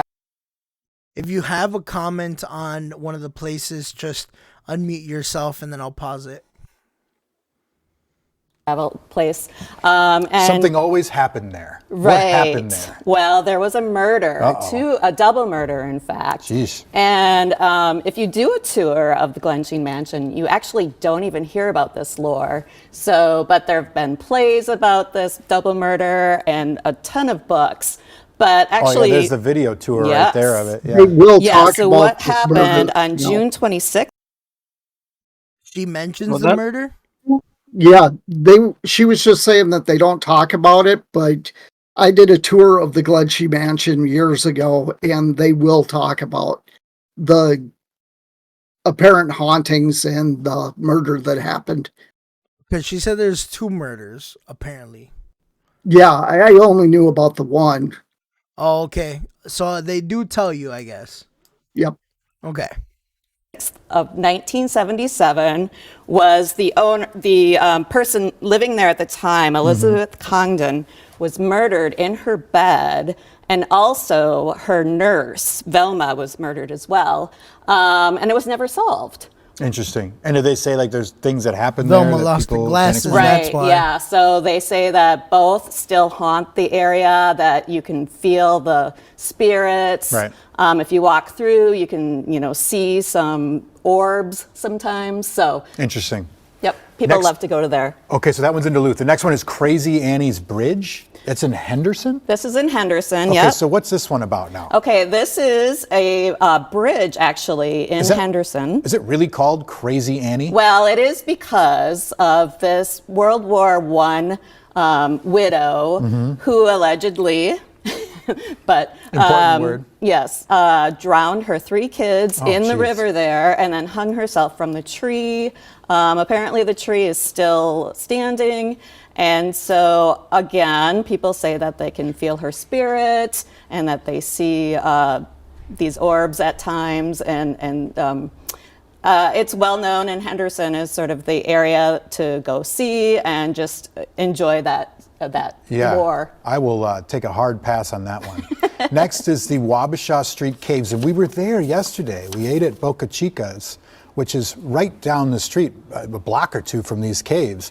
And my photographer, Ron, was telling me these stories about the lore of like gangsters and murders and things that happen in these caves. So this is another one of these haunted spots. It is. It's very famous in St. Paul, well known for the gangsters of the 1930s when it was a speakeasy. Yeah. It's one of my favorite places. I've been there for a wedding, which is also ironic that people are getting married in this cave that has this, murderous lore. Right. Yeah. start off your married life. But the story here is that there were 5 gangsters playing cards after close of the speakeasy, so 3 o'clock in the morning, and the waitress who was getting to close it up was in the back in the kitchen, and she heard gunshots ring out and went out and saw 3 people dead on the floor, called the police, went back and locked herself in the kitchen. And then later, when the police showed up, there was no sign of these 3 people who were murdered, no blood. So the story is that either the police covered it up because this was gangster related, or the gangsters, the remaining gangsters cleaned it up. So, and then that story continues, and there have been stories of people taking photos in the caves, and there's the weird the shadows white, and people. yeah. Interesting. The last one is the Palmer House Hotel. This is in Sauk Center. You got some intel on this one now? This one is actually one of Minnesota's most famous famous places, and it's in Sauk Center. Very well known because Sinclair Lewis grew up there and worked at this place. Kind of is known for getting fired because he was more focused on his writing instead of checking people in. But it was built in 1901, so one of the oldest establishments in the state as far as a place that you can stay at. Yeah, people see weird stuff in there. I want to get to the last one too, Heffron Hall. Yes, this is in Winona. This is part of St. Mary's University, and actually we have a family friend who was in the dormitory here and also has experienced this spirit world.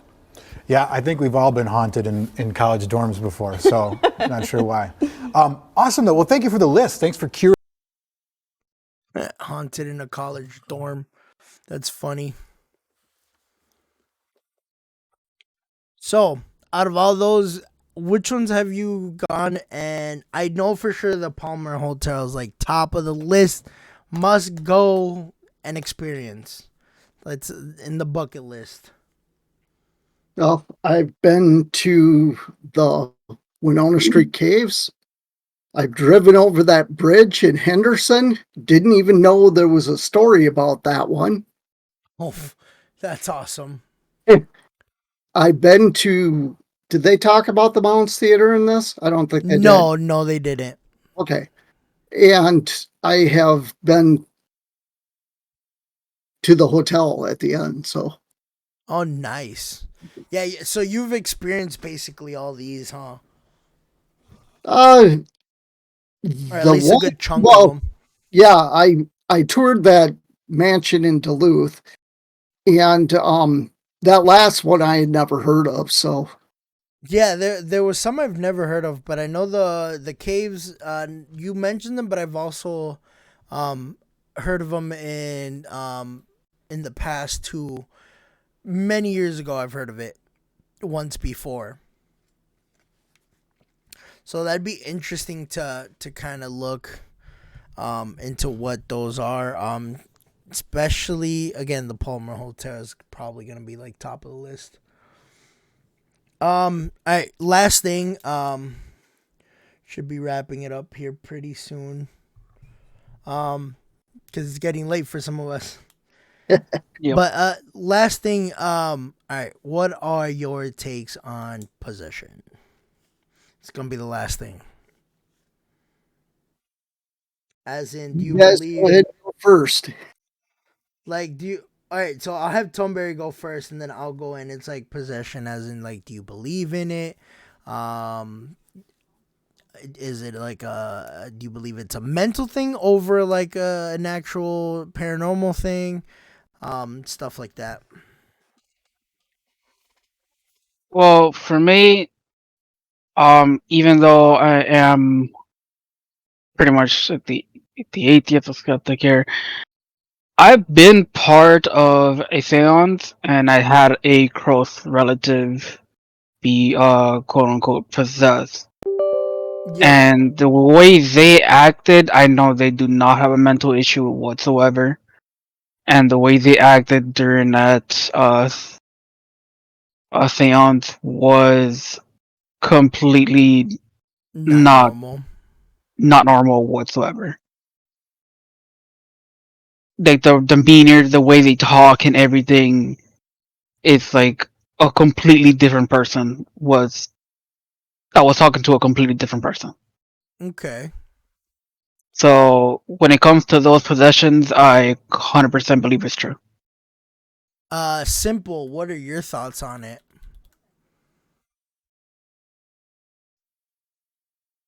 He did say to be right back. I wonder if he's still not back. It's possible. All right. So for me, I 100% believe it. Like, there's no doubt in my mind it's a thing that does happen, and it's not just a mental thing. Actually, I don't think it's a mental thing at all. I think it's just something that legitimate does happen. Like, it's, I believe, like I said, I'm super religious. And I completely believe in the fact that possession is a thing that does happen. And can happen. And so and I've never witnessed anybody, thankfully, being possessed, and I hope I never do, because that I would freak out. However, I do want to go see the movie. But yeah, that's just my take on it. I wouldn't mess with it. Like, I've heard stories, especially with the Ouija, a lot of possession occur because of the Ouija board, like we talked before. So, but that's my take on it. I totally 100% believe in it. What about you, Are you back yet? No, it doesn't look like he's back yet. Okay, so I'll go. I do believe in possession, but I don't. For one, I don't believe people are possessed by the devil, but I don't believe in the devil, so that would be hard. And I don't think that most possessions are people being possessed by demons. The one time that I was part of an event where a possession happened, it happened at the Palmer House. Okay. And it was, I want to say a jump in, but that's not the correct terminology. The guy was possessed by someone who had been basically jumped in the tunnels underneath San Francisco and pulled onto a ship, and that was the story he was talking about. He basically, I was part of Suzanne Worley's spirit search thing that she does there every once in a while, and this guy was part of one of the teams of paranormal investigators that were there, and we were down in one of the rooms in the basement, and he had been talking quite a bit, and all of a sudden he got really quiet, and we were trying to get his attention because he was supposed to be one of the people that was like in charge of making sure we were all safe and stuff. And one of the people that was sitting by the outlet flipped the light on.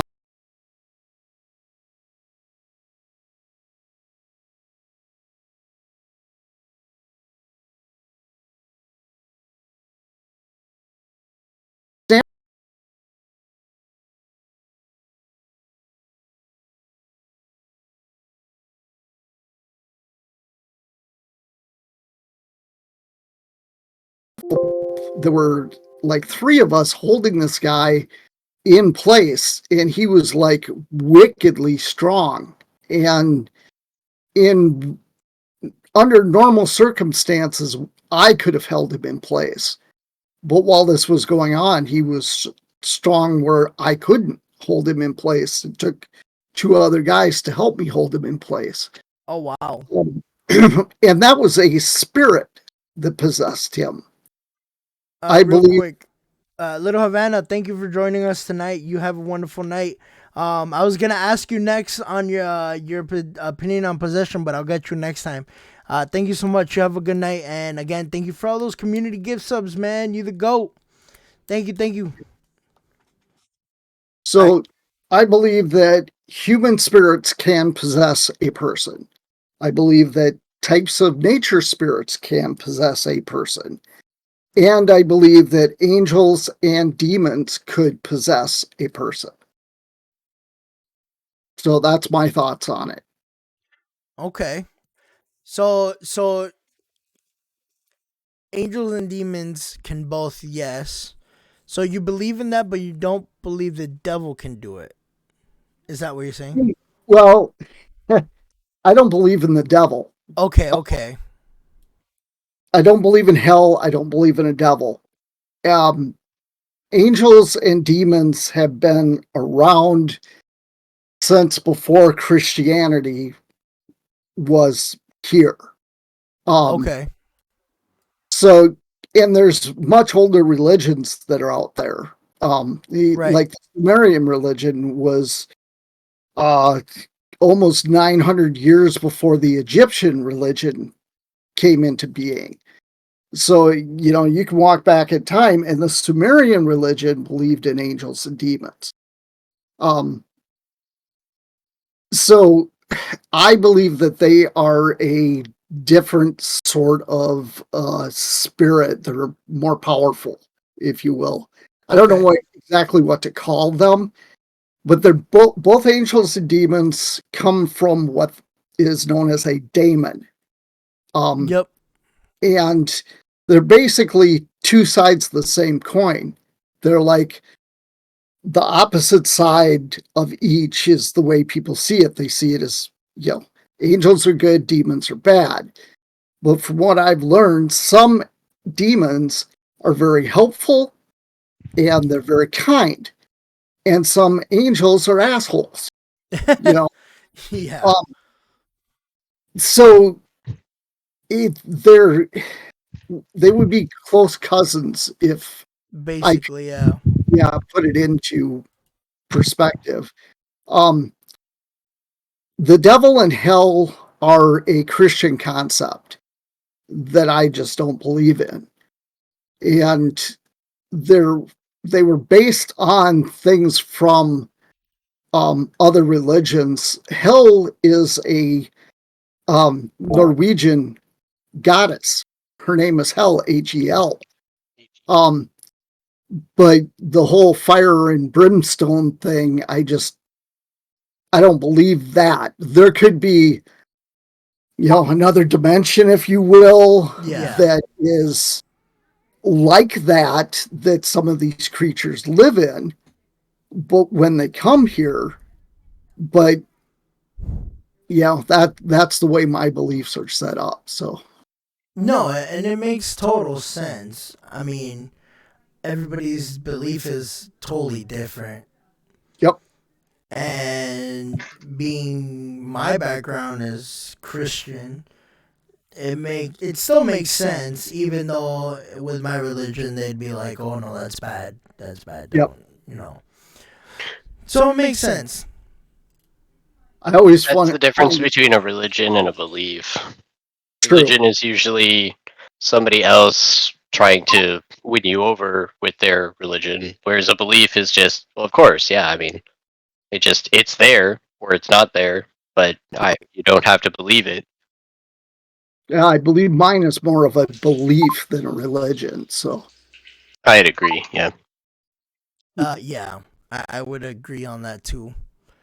Cause and we spoke about it before, so yep, it's definitely something. And that's the other thing we were gonna touch on is paganism and how a lot of people do that as, or they think that as witchcraft. Yeah. It's like they made it into something that wasn't into what it is now. So it's like, how can you do that?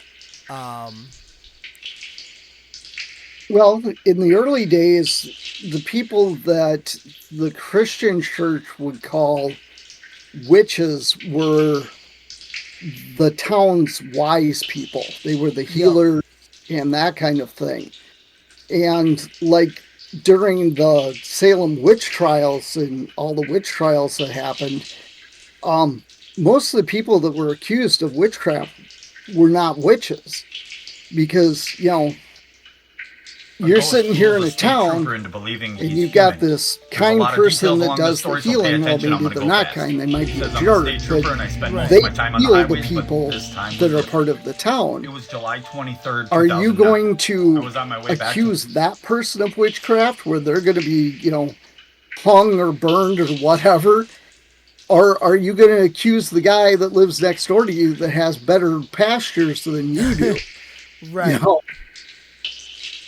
So that's kind of where the witch trials came from, is the people that were accusing other people, they had some kind of a, you know, grudge, vendetta, jealousy. Yeah, exactly. And so, you know, if you go back in history, like I was talking about the wise people, when the Christian church started to dominate everything, they would go in and convert people. But unfortunately, sometimes when they'd convert people, they would convert them at sword point. You know, you believe in our religion or you're going to die. And, you know, if I was a person back then, I'd be like, oh, praise Jesus. Yeah, right. But there was a lot of things that people would do. Herbalism, there was ritualistic things that they would do. And it wasn't that different from what was happening in the church, because the church took on, when they go into an area, they wouldn't just force only their beliefs in. They would adopt some of the area's beliefs and pull them into their beliefs. But they didn't want to have the competition, if you will. So the healers and stuff that were out there would be labeled as witches, and they would get, you know, murdered. Most of them were hangings. I don't believe there were all that many burnings. That's something that, like you were saying, Yeah, there was a lot of hangings and drownings mostly. Yep. And you know, you get to nowadays, and I'm going to use the word indoctrinated, and I'm not trying to upset Deadlands. So, no, you're fine. When I grew up in the Catholic Church, you know this. Yes. And I remember as a child, you know, you would ask a question, why is grass green? Because God made it that way. Don't ask those questions. Right. And it was like, as I grew up, I learned about chlorophyll. You know, chlorophyll is why the plants are green and how they take sunlight in to produce their energy and live and all of that kind of stuff. But if you went back to my childhood going through religious classes, I had several of the teachers, if you will, in these religious classes that, you know, if you asked them questions like that, why is the sky blue? They would say, because God made it that way. Don't ask questions. Right. That's like, they don't want. And again, I'm no way getting mad, because that's a lot of people.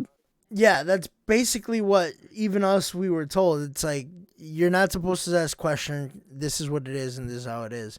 However, I'm different. I'm a very curious person, and again, It's going to be the end of me one day, but I'm just too much of a curious person. I ask questions, like, without a doubt. I have to. It's just part of me. I cannot go without asking. That's why I always go back to certain things and I re-ask the questions and so on and so on. Yeah.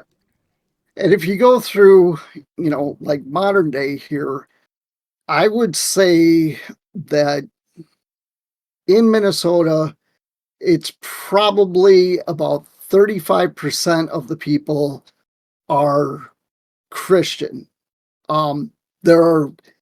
There's probably more, but there's different parts of the religion. You've got the Baptists, Lutherans, and all of that. And in almost all of these book religions,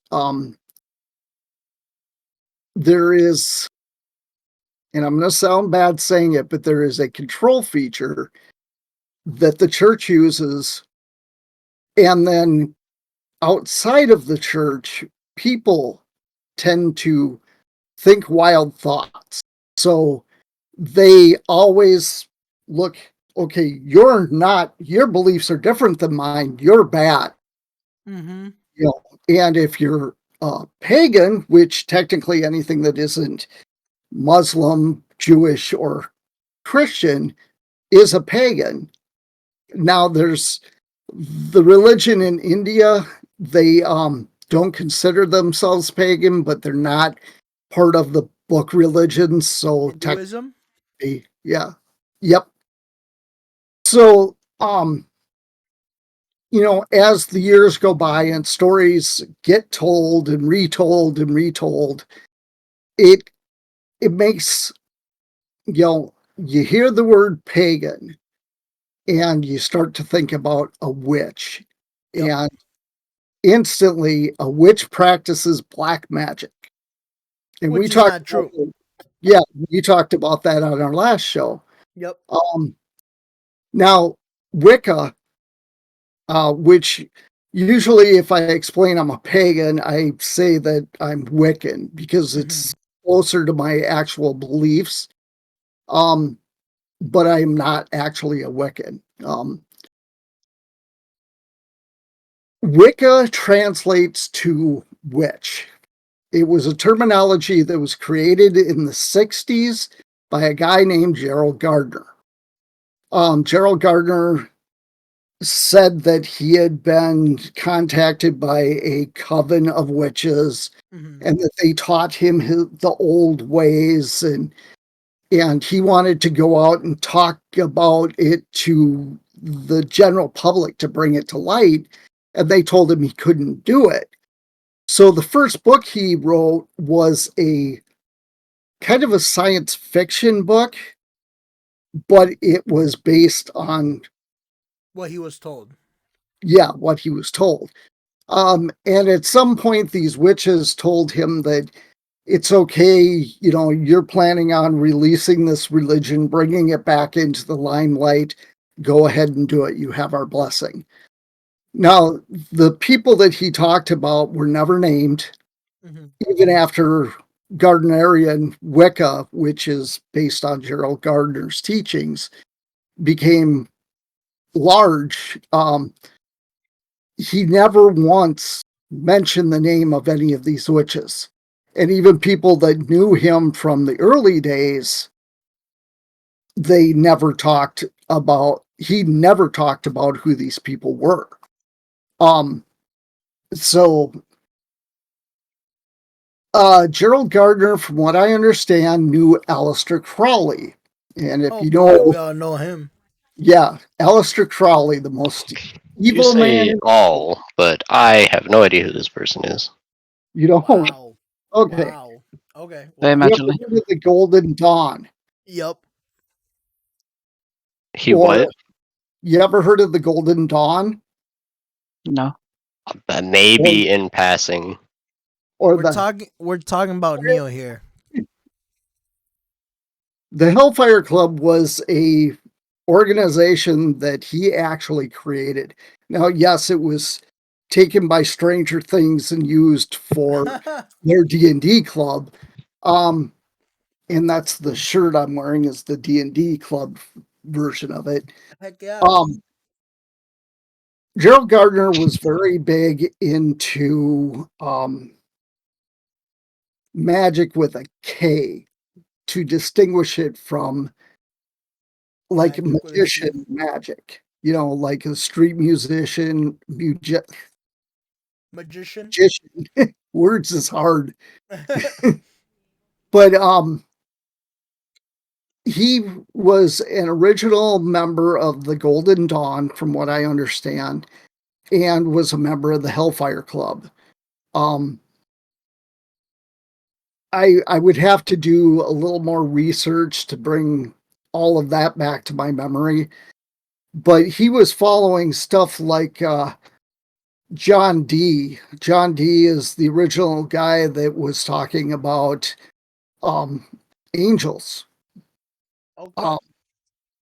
And Aleister Crowley followed the Goetia, which is, the Goetia is basically the writings that talks about all the legions of demons and all of that kind of stuff. There's a lot more to it than that. I'm giving you the simplest version on all of this stuff, but which is fine. Yeah, it makes it so that everybody can understand. Yep. Yeah. But like the association with Aleister Crowley is part of what made Wicca look so bad. And then you have the Church of Satan, and there's different parts of that. There was, I believe, the actual Church of Satan was created by Anton LaVey. And then there is the Satanists who actually don't believe in Satan. They're atheists, but they use it to be able to fight against certain things, like the integration of state and religion. Yeah, Christianity, like in a state park, or a Capitol building that has the 10 Commandments posted out in front. Technically, because the way the laws are written, if you recognize one religion from a government standpoint, you have to recognize every religion. So the Church of Satan would threaten to put up this giant statue, and the statue is Baphomet, and sitting at a throne, because I've actually read that. Yeah, because this place allowed the 10 Commandments to be put on government property. They've fought a lot of injustices type things, but their biggest thing that they fight about is the Christianity pushing the boundaries of where it's not supposed to be. The United States was not, it is not based on Christianity. That is a falsehood that some people in this country seem to believe. The United States, the First Amendment, it's the freedom of religion. Yep.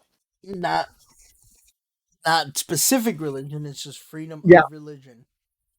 Well, and it states in there that the government is not allowed to create a state-sponsored religion, which is state-sponsored religion. Yeah, well, like making Christianity the law of the land. Yeah, no, there would be a riot if that were to ever happen. Yeah, they still technically do that. No, they try to do that. There's a difference from trying. Down south. So there's a difference from trying to do it. I'm saying it because obviously, if you look at the back, at least of the dollar, in God we trust. Pretty much when a president comes into power, they have to swear Not to a law book, but an actual fucking Bible. But so, that is a misnomer too. It's like if you get sworn in court, they say you have to be sworn in on a Bible. That's not actually true because I've sworn in on whatever. Yeah, I've seen some court cases where Muslims were sworn in on the Quran. Yep. And pagans were just sworn in because we don't have a book. You know. Yeah, it's basically they get sworn in on their beliefs. Basically. Yes. And what that is that, like, when a president is sworn into office, I would say every president we've had in the modern age has been Christian. Now, the original presidents were not. Right. You know, they left England to get away from the state religions, which was Christianity. But you know, if we were ever to have a Jewish president, I don't know, there could have been, or a Muslim president, hoping that never happens. I'll be honest about that. Or I mean, Obama, technically, I guess. No, Obama was American. No, obviously, yeah, That's but not a religion. Like he was like, wasn't he Muslim or something like that? All of our presidents are American.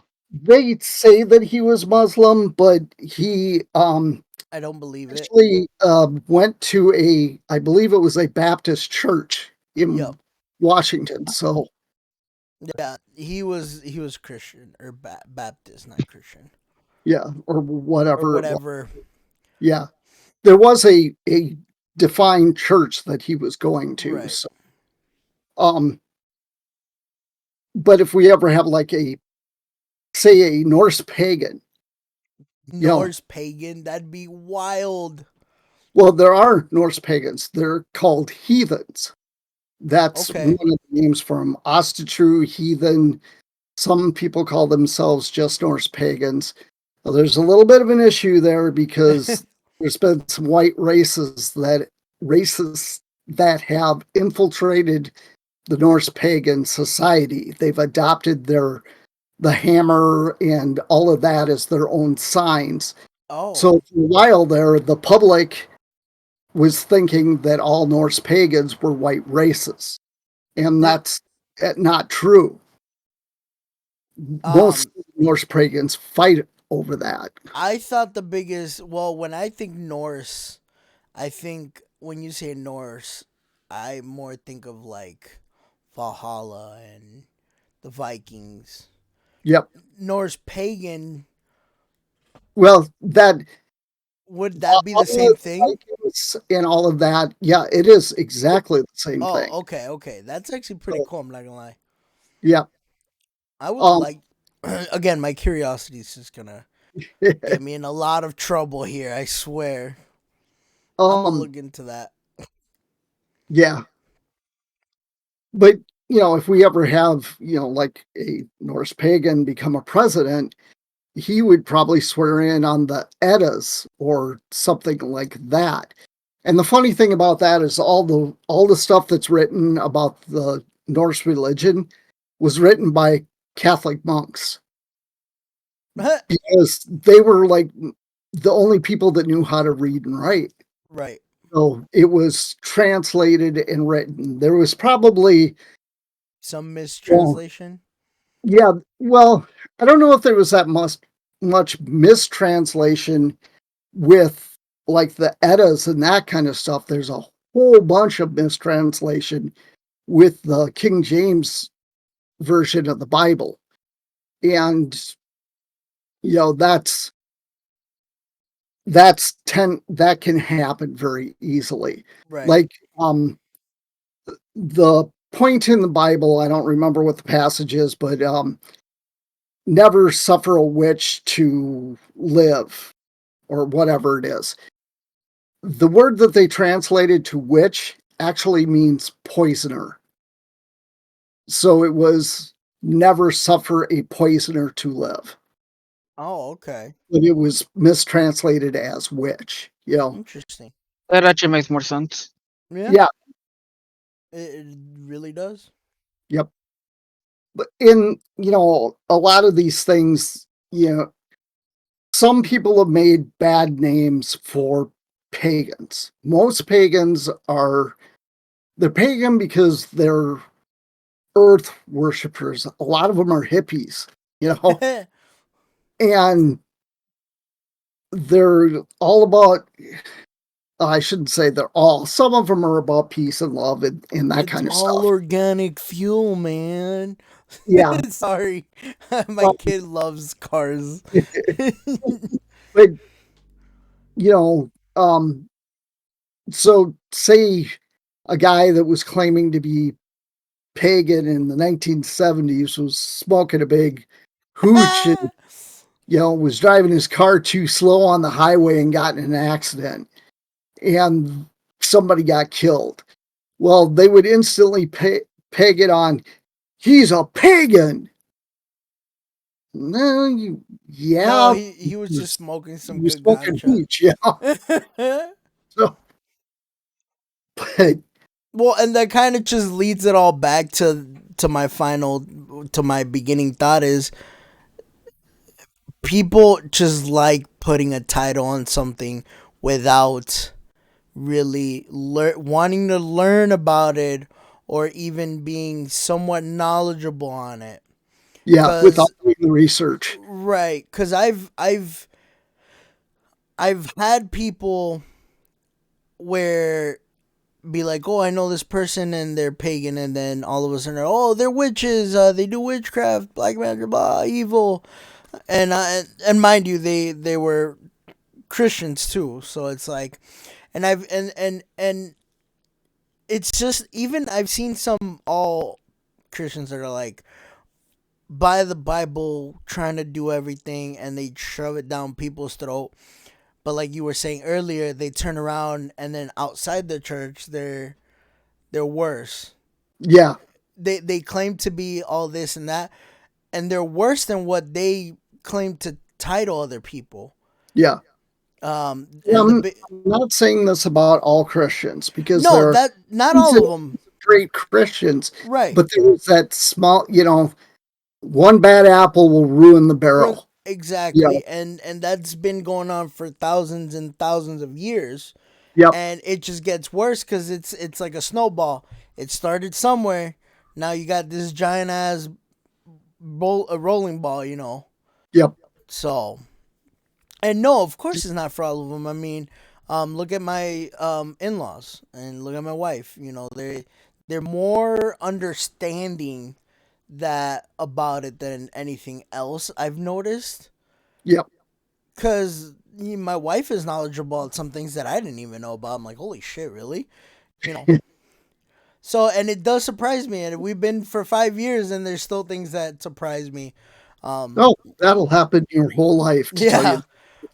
But again, that's where it's not all Christian, but also not all, and that doesn't just put it all on Christians, because I'm sure a lot of other religions, there are people that are, oh no, this is the right religion, you're the wrong one.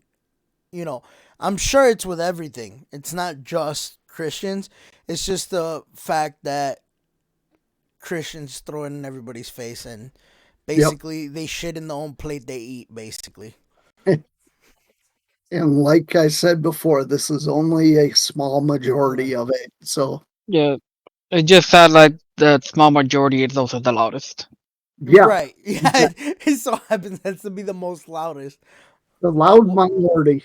Hold on. Because Christianity is so far that's what you see is you see more bad Christians because it has spread. Christianity has spread so far that some people are just picking it up to say that they're Christians without even bothering with actually acting like a Christian. Y'all heard that? Yep. Okay. And that's pretty much true. Learning it. Yeah, exactly what she said. That is so true. Yeah. So see, and she is born into it and like reads the Bible almost every day. but even she sees it, you know, and it's and that's what kind of sucks about the with it. Yeah. So another thing, going back, because we always end up in religion with this shit. Always, which is fine, which is part of the whole thing. Because again, like I mentioned last episode, like I mentioned every once in a while, you really cannot have paranormal / supernatural events occur or beliefs without religion being involved in some way or another. That's true. Because some of them are the origins of these mythos and everything like that are based on religions. The cryptids, some of the cryptic, like the Wendigo, it was started Native American. I'm more than sure it was a Native American legend that began. It had to start somewhere. Just by the name alone. Yeah, exactly. Native American. But there's another video then that I watch. These are just ghost stories. I believe, you know, the people that would have the most ghost stories, I believe, are some police officers. Oh, yeah. They experience so much. People that work in morgues, people that work late night in hospitals. Yeah, I believe they get hit with the most supernatural / paranormal events. And I have a brother-in-law that's a police officer. He says so far he hasn't seen anything, hasn't experienced anything paranormal because, well, I wouldn't expect them to. Small town. Well, it's small town, but you never know what could happen on a 911 call, dude. Like, shit. We're about to hear a story here too, but majority of it just domestic excuses. People acting crazy as shit. I don't really think that's paranormal. Just people being people. Well, no shit. That's what I'm saying. And drugs. But what I mean is that there might be some that actually get to a paranormal, supernatural, like they can't explain it, like, you know. Yeah. I mean, I've been about the one story that I've been hearing. It happened based on California. I believe they were calling it the California zombie.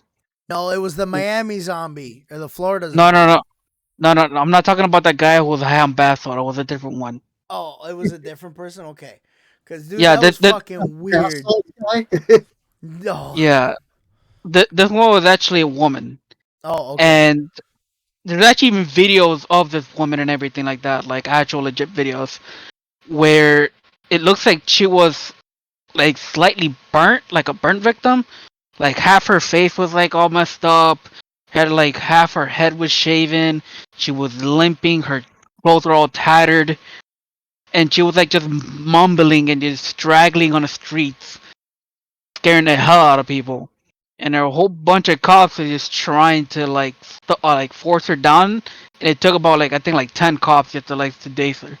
Oh no! To do her. The one I was talking about was the guy on bath salt, fucking eating guy's face completely naked. Cops had to shoot him 10 times before the guy completely went down. And I'm talking about shots everywhere. Nothing got the guy down, dude. Yep. Just kept shooting the other guy's face. That was crazy. I was in school when that shit happened, dude. There is a new drug out that is supposed to be worse than the bath salts, that is supposed to cause people to do the whole zombie type thing. And the cannibalism kind of thing? Well, I haven't heard any reports about them trying to eat someone, but the manner in which they act is just crazy. Huh. And it's like they're completely not in control of their own bodies. I'll see if I can find the video on that. Yeah, that'd be thing. That's the other thing. Like, there are things we talk about zombies and we think science fiction. Oh, never mind. It's my bad. It was a Seattle zombie woman. Oh, okay, Seattle. Okay. So, there's a lot of things. So we see zombies as, science fiction. Somebody came up with them, but there are literal things, living organisms that turn things into zombies. Yeah. Like the zombie fungus or whatever it's called. I don't know the full scientific. Wasps. Is it wasps? Yeah, that affects the. It's like a special fungus that affects ants, and now it's actually been affecting termites as well. In terms of termites, recently. So it's like it's a fungus, or a mushroom or whatever it is, that it'll eat the host from the inside out. But what it'll do is it'll attach itself, and the first thing that goes, it's the brain. Basically, it'll eat the brain, only leaving the instinct to like eat. And you guys were ignoring me this whole time. No, we just couldn't hear you, dude. Apparently, I've been replying for the whole time. So. Oh shit! My bad. I went and looked at Discord, and apparently my thing wasn't lighting up, so I had to like take my headset off, and then I left the Discord call, and yeah. Oh, shit, I promise I've been here for the last 10 minutes, just actually replying. So what are your thoughts on Possession? Yeah, there we go. Oh, did you guys not hear that either? No, we didn't hear anything, dude. Wow, I really thought you guys were just ignoring me this whole time.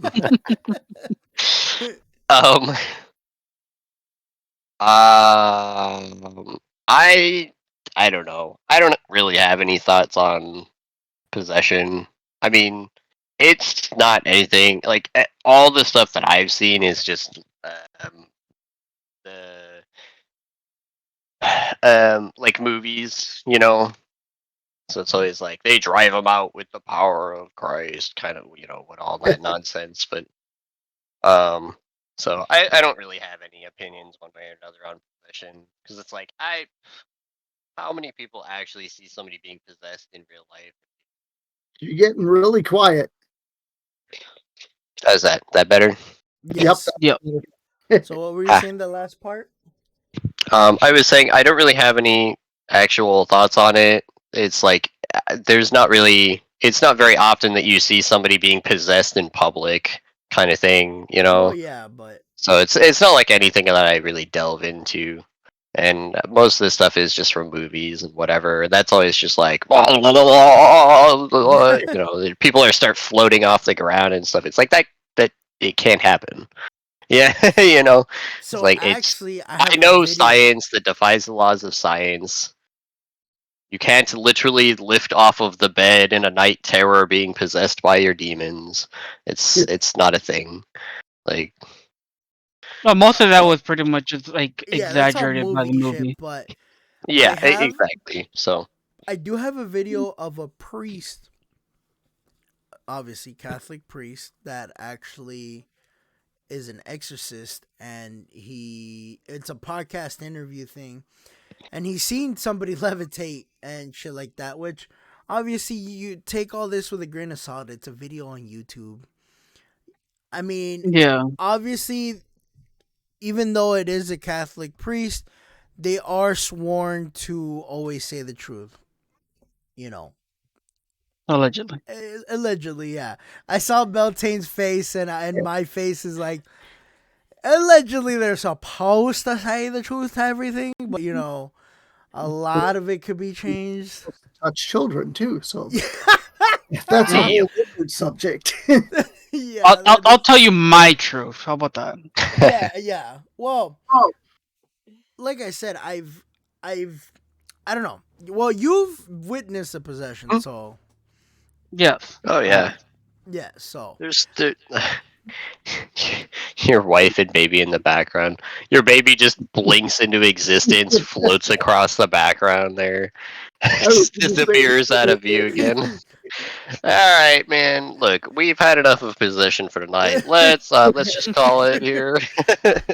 so you just see the. So I do have some stories here for videos on about police ghost stories. So I'll play that right now here. So we'll kind of get some stories, and then we'll probably call it here, and then we'll continue next episode. For next episode, I suggest Tomberry, again, don't have a full stomach and don't go to sleep right away. So like do both of those, except extra. Yeah, we're going to be talking about shadow people. Make sure you and take black-eyed melatonin so children. you're heavily Yup. sleeping and Next- have all of the dreams. Next, yeah, next episode we're gonna get into shadow people more and black-eyed children, because black-eyed children on its own will be an entire podcast, or an entire episode. So, What does that mean? Black-eyed Whoa. children? You've never heard of black-eyed children. I This- told you, you're talking to Simple over here, dude. Yeah, like, I have almost no interest in the supernatural. it is in a general. miracle I got to drag his ass onto this podcast. All right. No, it's not. That's what I'm here for. I'm giving the opposite view that you do. You're Yeah, very he's- much into it, and Oh, I'm yeah. very much He's if I absolutely out of see it. it, or yeah, it's like if I see it or I hear something that sounds like it could be true, then sure, maybe I'll believe it. But Yep. Yep. So other than that, it's Yep. kind of just like it's not my thing at all. Yeah. So it's a good mix. It's a good mix. So, Yep. All right, here we go. But yeah, next episode is gonna be fun. Back to the barracks to deliver paperwork. So you still didn't explain who the black-eyed children are. That's what the next episode is for. Because you're not the Fine, only one. I guess I'll wait. Good. You also didn't explain who the Alan or whoever the guy was originally that got us into the conversation. Crowley, Alistair Well, Crowley. Alistair Crowley. Yeah, that guy. Alistair Actually- Crowley is No, you said he's the guy that did a thing, and then you're like, but actually it was this guy that he was friends with, and then we got way off topic. yeah. I don't know who the Alistair guy is. Alistair Crowley was a guy that was into magic, and he Very, very he was just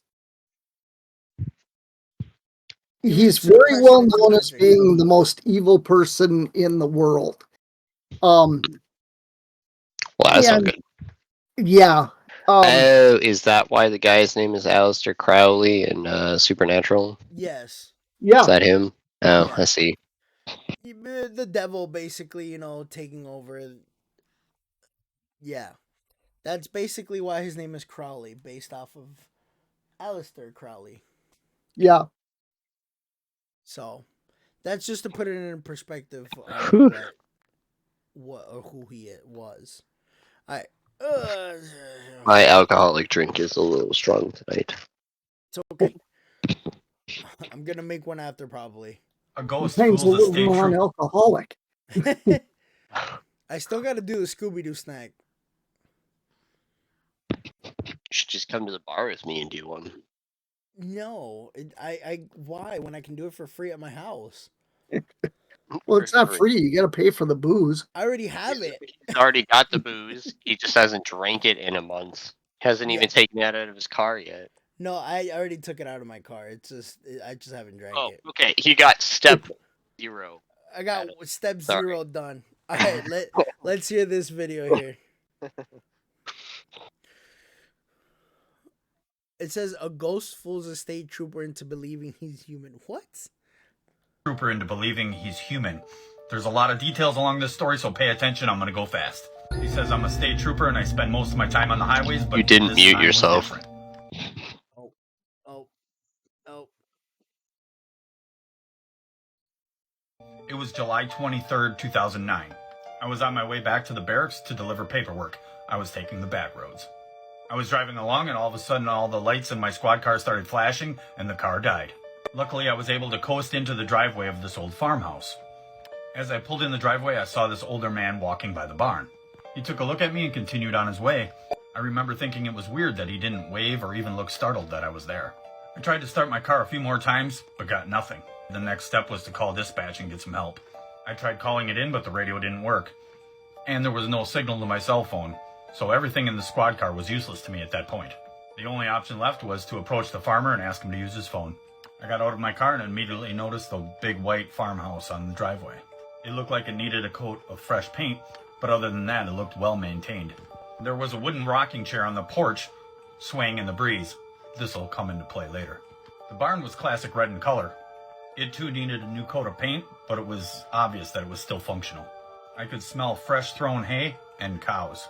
I started to head towards the barn as I yelled, "Hello!" I got no reply, but as I opened the door, I was surprised to see a milking parlor. I remember thinking how oddly quiet it was because I didn't see or hear the old man. I thought I missed him, so as I turned around to head to the house, I turned around to see the old man standing right behind me. I have to admit, that startled me. I didn't hear or see where he came from. Realizing he startled me, he suddenly asked me, "Are you having car trouble?" "Yes, sir, I am. Would you mind if I used your phone?" He said, "We can walk up to the house, or you could use the phone in the milking parlor, just so long as you don't take too long."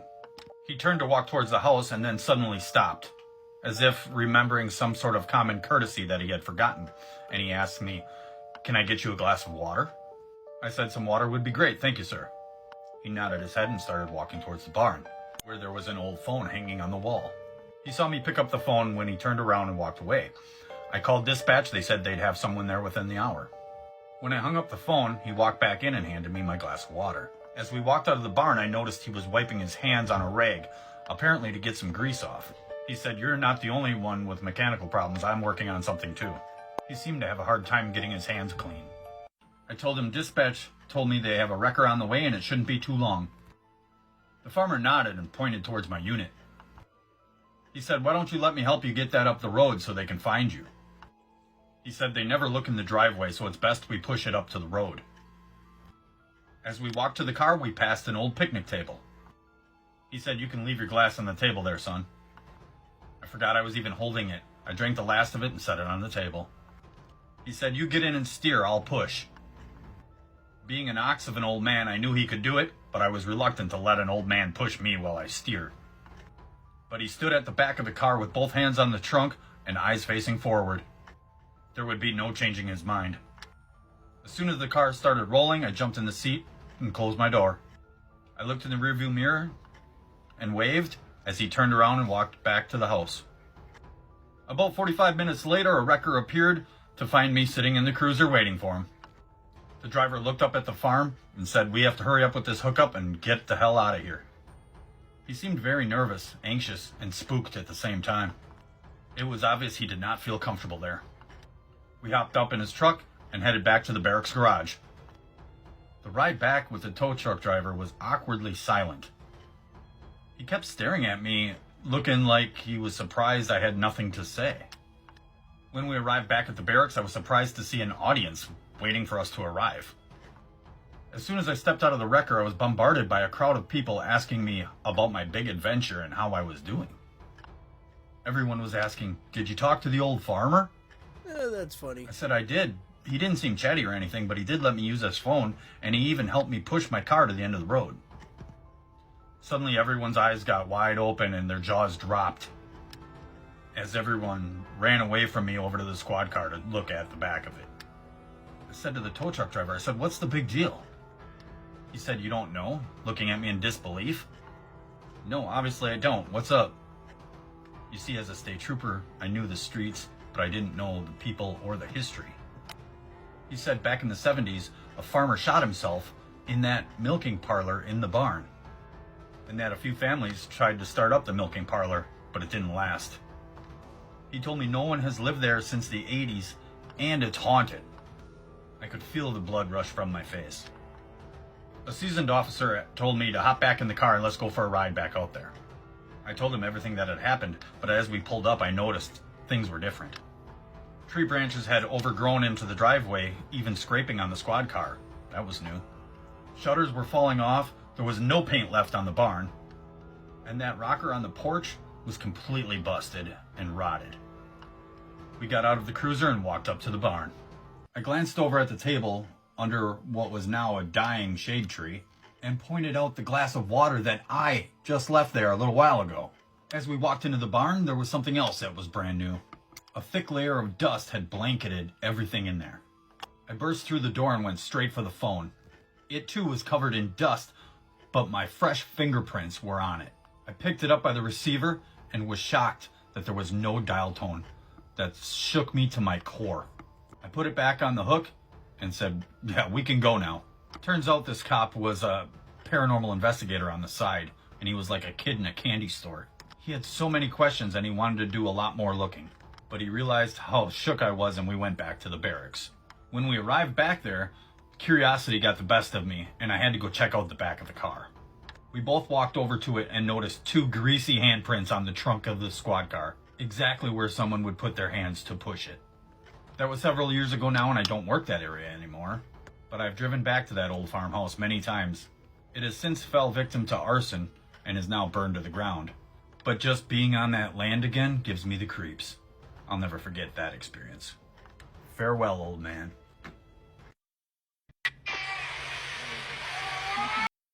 Alright. That's crazy. That's crazy, especially coming from like a squad or a police officer. I mean, to be honest, like, if there were cops and that were happening to me, man, I'll take those fingerprints from that squad car and do some A fucking 911 forensic. dispatcher tells us the most That'll be like the first thing I do, man. Just do the 911 911. Do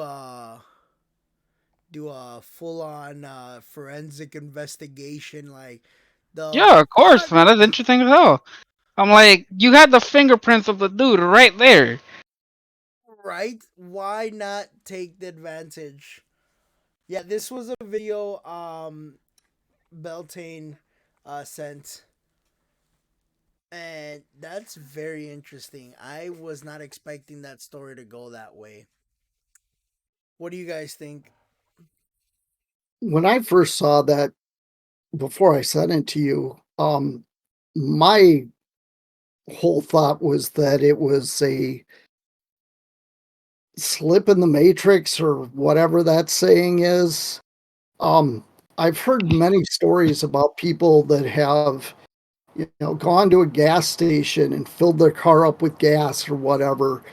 And then later they go back to that gas station and it's like either not there or the pumps have been pulled out or it's closed and decrepit.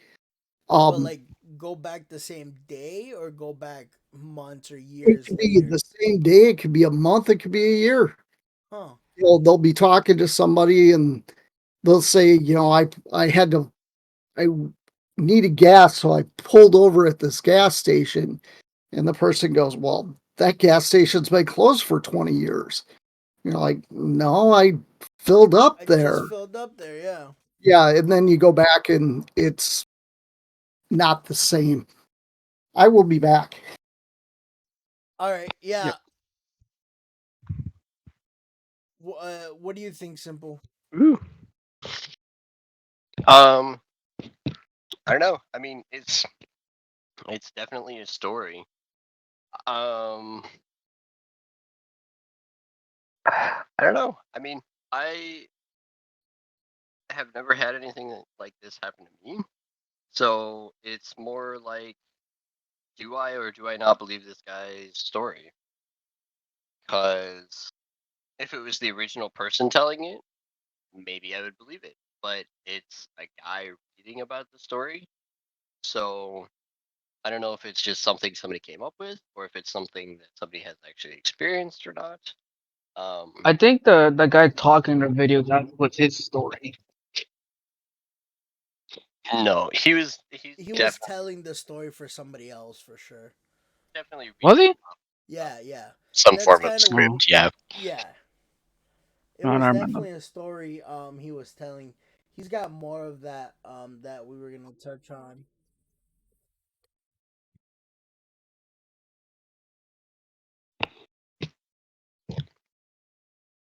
Yeah, real quick.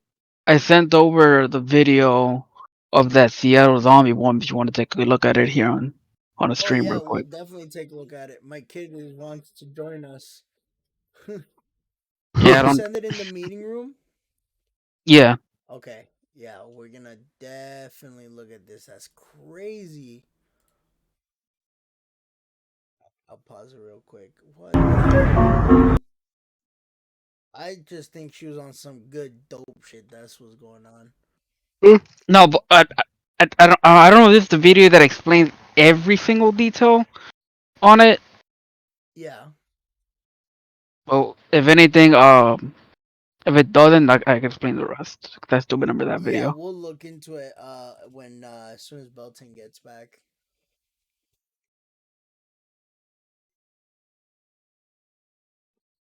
Well, I got you to burp now. After you spit up on your mom.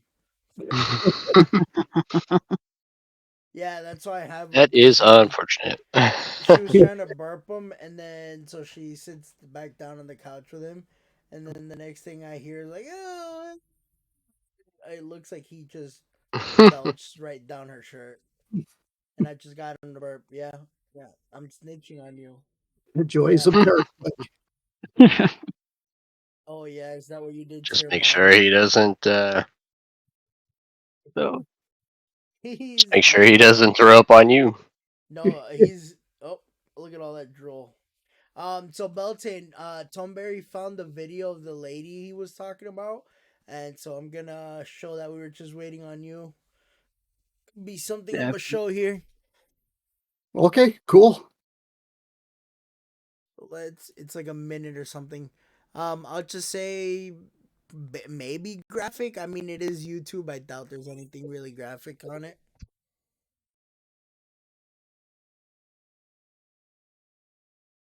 But we'll see.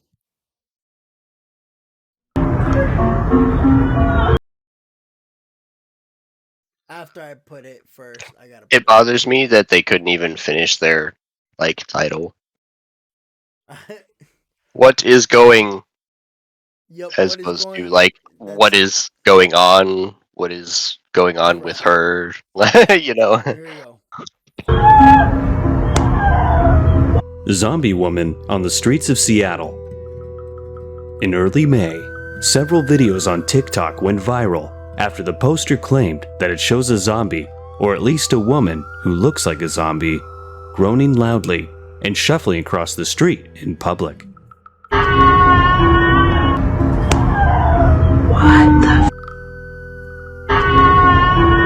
The post quickly caused many to panic and assume that there might be some kind of zombie outbreak happening. The woman was a dead ringer, no pun intended, for the iconic image of a walker from The Walking Dead.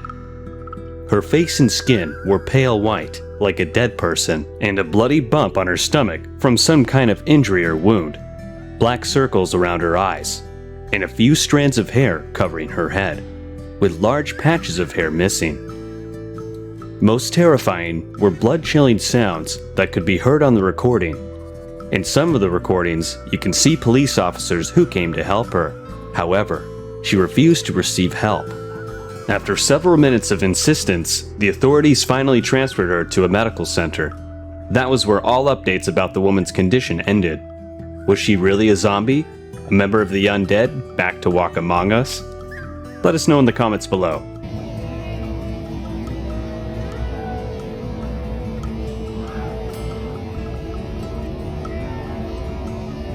As always, thanks for watching. Holy shit.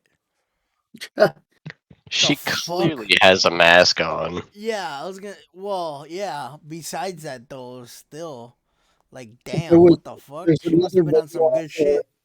Where they're talking to the lady that was in that video, and she did it. Did you hear about this yet?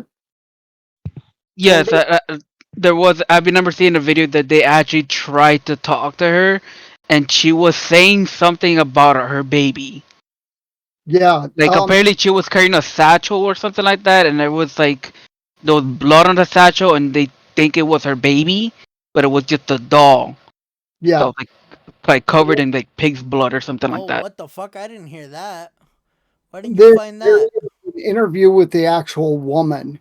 They did an interview with her? Yeah. Yeah. That she did it as a protest over something. They never really say what she's protesting. But that was all. According to this woman, who does look similar to the lady in the video, she said that she did it because, and she's some kind of a actress or something like that. So she's a what? She's supposed to be like an actress or something. Oh, okay. Yeah, but as a lady who looks like her, it's not really officially Yeah, her. for sure if it's her, but it's somebody that stepped forward and said, I'm the person that was in that video. Oh, okay. To protest something, and she never says what she was protesting. Yeah. You can take that with a grain of salt as well. Yeah, that's probably somebody that just wanted attention, and they're like, "Oh, I was the one that did it." Blah blah blah.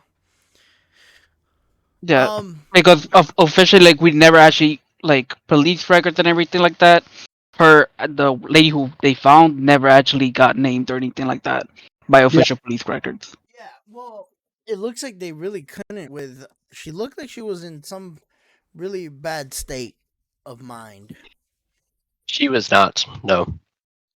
So, it could be a lot of things. I can tell you this because if you play the video again, you'll see her stepping away from the police as they try to close in on her. Yeah. She's clearly conscious. She's clearly of the correct mind, or at least of a mind that she has the ability to reason properly. Right. So, and this is why I'm here. To try and debunk stuff. Not so much debunk stuff as just to give like the decisive eye that I have of things that could happen but actually aren't. So right, like clearly, yeah, she looks like she has some sort of zombie virus or whatever, but just watching through the video, it's. I mean, she's very much a human. She's very much conscious of what she's doing. Maybe she's on acid or something, I wouldn't know that just by the videos that were taken, but conveniently enough, there are 2 videos taken of different angles at different times of day of this woman, and both of them are taken by the same person. So she's clearly stepping away from the police as they try to close in on her. The second portion where they're kind of trying to surround her, she's not so much like staring at them as much as like wobbling around. Like you can see that she hears them trying to close in, and she like sways side to side to like avoid their hands and stuff.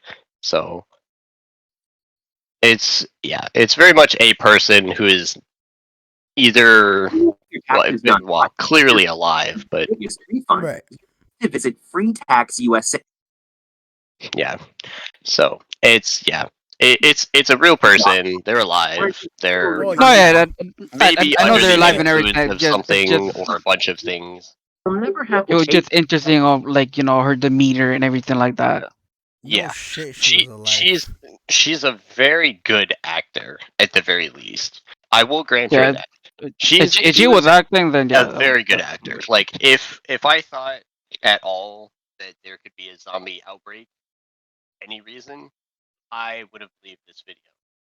Oh yeah, you got far away again. Because nobody was panicking. There's one person walking through the middle of the street.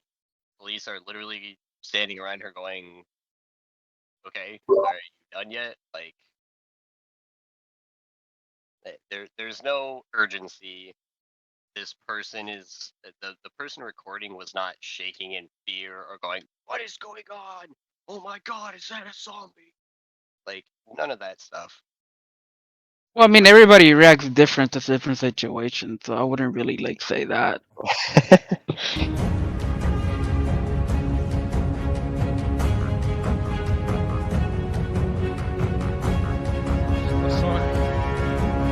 I'm not sure if I can play the music, but oh my God.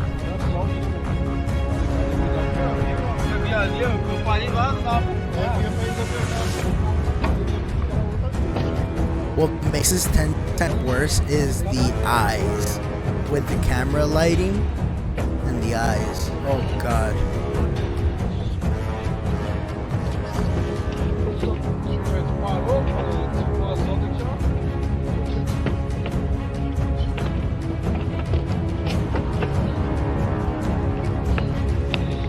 it cuts off the right side of the words, but it looks like their mind is going like a mile a minute. Like that. Stuff. Excessive tiredness, respiratory depression, open sore are just some of the side effects. And like seen the video.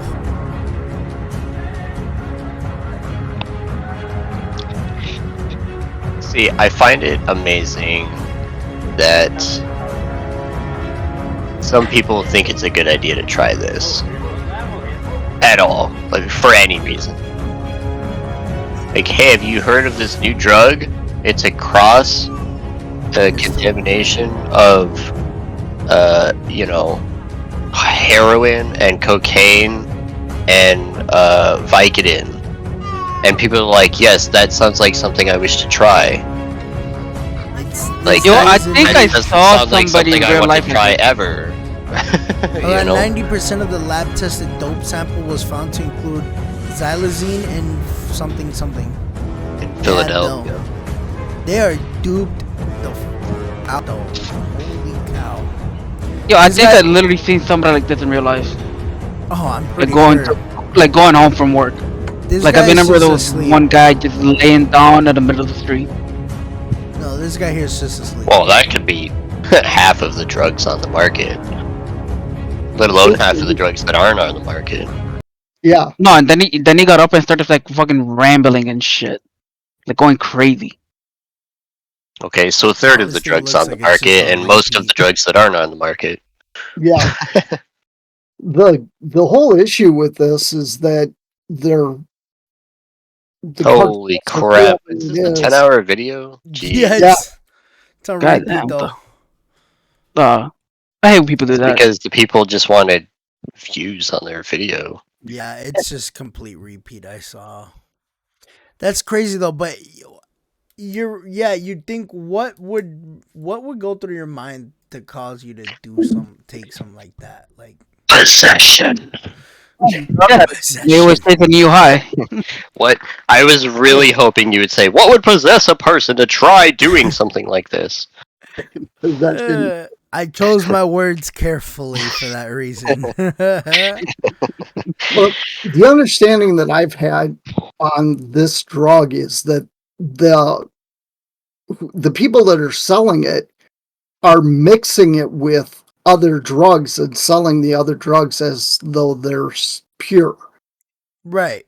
They're trying to make it, which makes sense. Like make a lot more money off of it.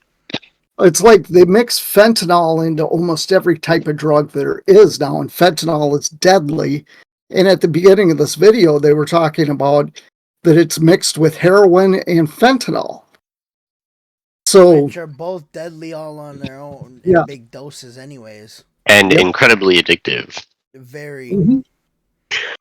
Not to mention, I'm not too familiar with fentanyl, but heroin, I can definitely understand. I think any of heroin is like the craziest. It's the most known and most addicting out there. So sorry to break it to you guys. Zombies aren't real. It's just people on drugs. Go to Haiti which and say that is pretty normal, unfortunately. Go to Haiti and say that zombies aren't real. No, hold up. There was a case in Haiti of the one guy. Yeah. I've read about that. That was crazy. That was crazy. Was like that this the guy that still had the nail mark in the side of his face when they hammered the That is crazy. They were burying people dead. Like doctors came and verified them dead. And then just start freaking coming to life. Like, nope. There was supposedly a zombie farm up in Haiti at one point. The story a zombie farm. They were talking about the witch doctor who they never identified. Yep. Was making what he called zombie powder. And the zombie powder would put a person into a state where they would be their breathing would almost be gone, their heartbeat, they couldn't detect it, that kind of stuff. that person would then be buried, and this guy would go and dig them back up. And he would keep them in a zombified state where they can do what he tells them to do. So the farm. But they have no free will. They can't think for themselves or anything like that. Yep. Well, the one guy that I heard the story about, he suddenly showed up in the village that he used to live in. You know, it's like 40 years later or whatever, and he's aged, but he still had a mark in his cheek where when they were putting the lid on the coffin, one of the nails actually gouged him, and his brother was the person who was putting the lid on the coffin. He remembered that part happening. Oh my God. And, you know, the guy came into the village and he was like, I'm so-and-so. I don't know what has happened to me. And basically what it came down to is he had been working for this witch doctor or whatever for, you know, many, many years in Haiti. And when I don't know, something happened to him or whatever, and he wasn't being given the drug that kept him in that state anymore. So he started coming back to his real mindset. He never really did get to his normal mindset, but they did do a DNA test on him and his mother because his mother was still alive. Mm-hmm. And they said, this is your son. Holy shit. He was like 22 or something when he was taken. That's crazy. Yeah. Wow, what the hell? And the documentary that I was watching on it, they actually explained what the zombie powder is made out of. Mm-hmm. And it's weird stuff. I don't remember exactly what it was, but once they broke it down, they talked to somebody that has a PhD in like pharmacy type stuff and that, and the guy was able to tell them exactly what this would do. And it did exactly what they thought it was going to do. Oh, wow. It put it in a near-death state. He was then dug back up. You know, it was a fresh grave, so if somebody dug him up and then reburied that grave, they're not going to know. No. And apparently, after he showed back up, the police force, if you will, in Haiti, which isn't much from what I understand, went to the location where this farm was and found like 50 people that were in a zombified state. They never found the actual guy that was doing this. They never found the witch doctor. That's crazy. Yeah. So, well, that's like, you don't believe in zombies, go to Haiti and talk about not believing in zombies. Well, yep. Very interesting way to end this tonight's stream. We went a little further than I expected, but that's totally fine. All right, so I guess our outro here. I'll start with Beltane, and we'll go from there. Night all. All right, Tomberry. I think he passed out. I heard him snore. Nah, I'm still here. Night, everybody. I hope you don't have nightmares from what we talked about. If you do, then well. Good luck having nightmares. Next episode, I would recommend definitely next episode. Big warning. Exactly. What are we doing next episode again? Black-eyed children and some more shadow people. Oh right, yeah, that thing you won't tell me about, so I can contribute. Right. Just do a search on black-eyed children. No, the reason why I don't have any interest in this. That is why I'm not telling him. For the counterpoint. That is exactly why I'm not telling him anything, because he's here for the counterpoint, so he's gonna find out, and then he's gonna be like, "Oh, that's bullshit. It's just contacts or whatever." So we'll just wait until next episode in 2 weeks. All right, simple. Okay. I'll post some videos to bring you up to date on it. Yeah. All right. Okay, we'll see everybody later then. All right. Night, I'll all. see you guys. Have a good one. Thank y'all for joining us tonight. This will probably be up next Monday, depending. I might get it faster. I'm kind of thinking of doing it every other Monday as well, upload to YouTube. So keep guys. I'll have a lot of links down below. Again, leave us your comment on what you guys think and your beliefs, and if you've ever seen somebody possessed or been around somebody that knows somebody that has been possessed, let us know. Till then, you guys have a good night. See you guys.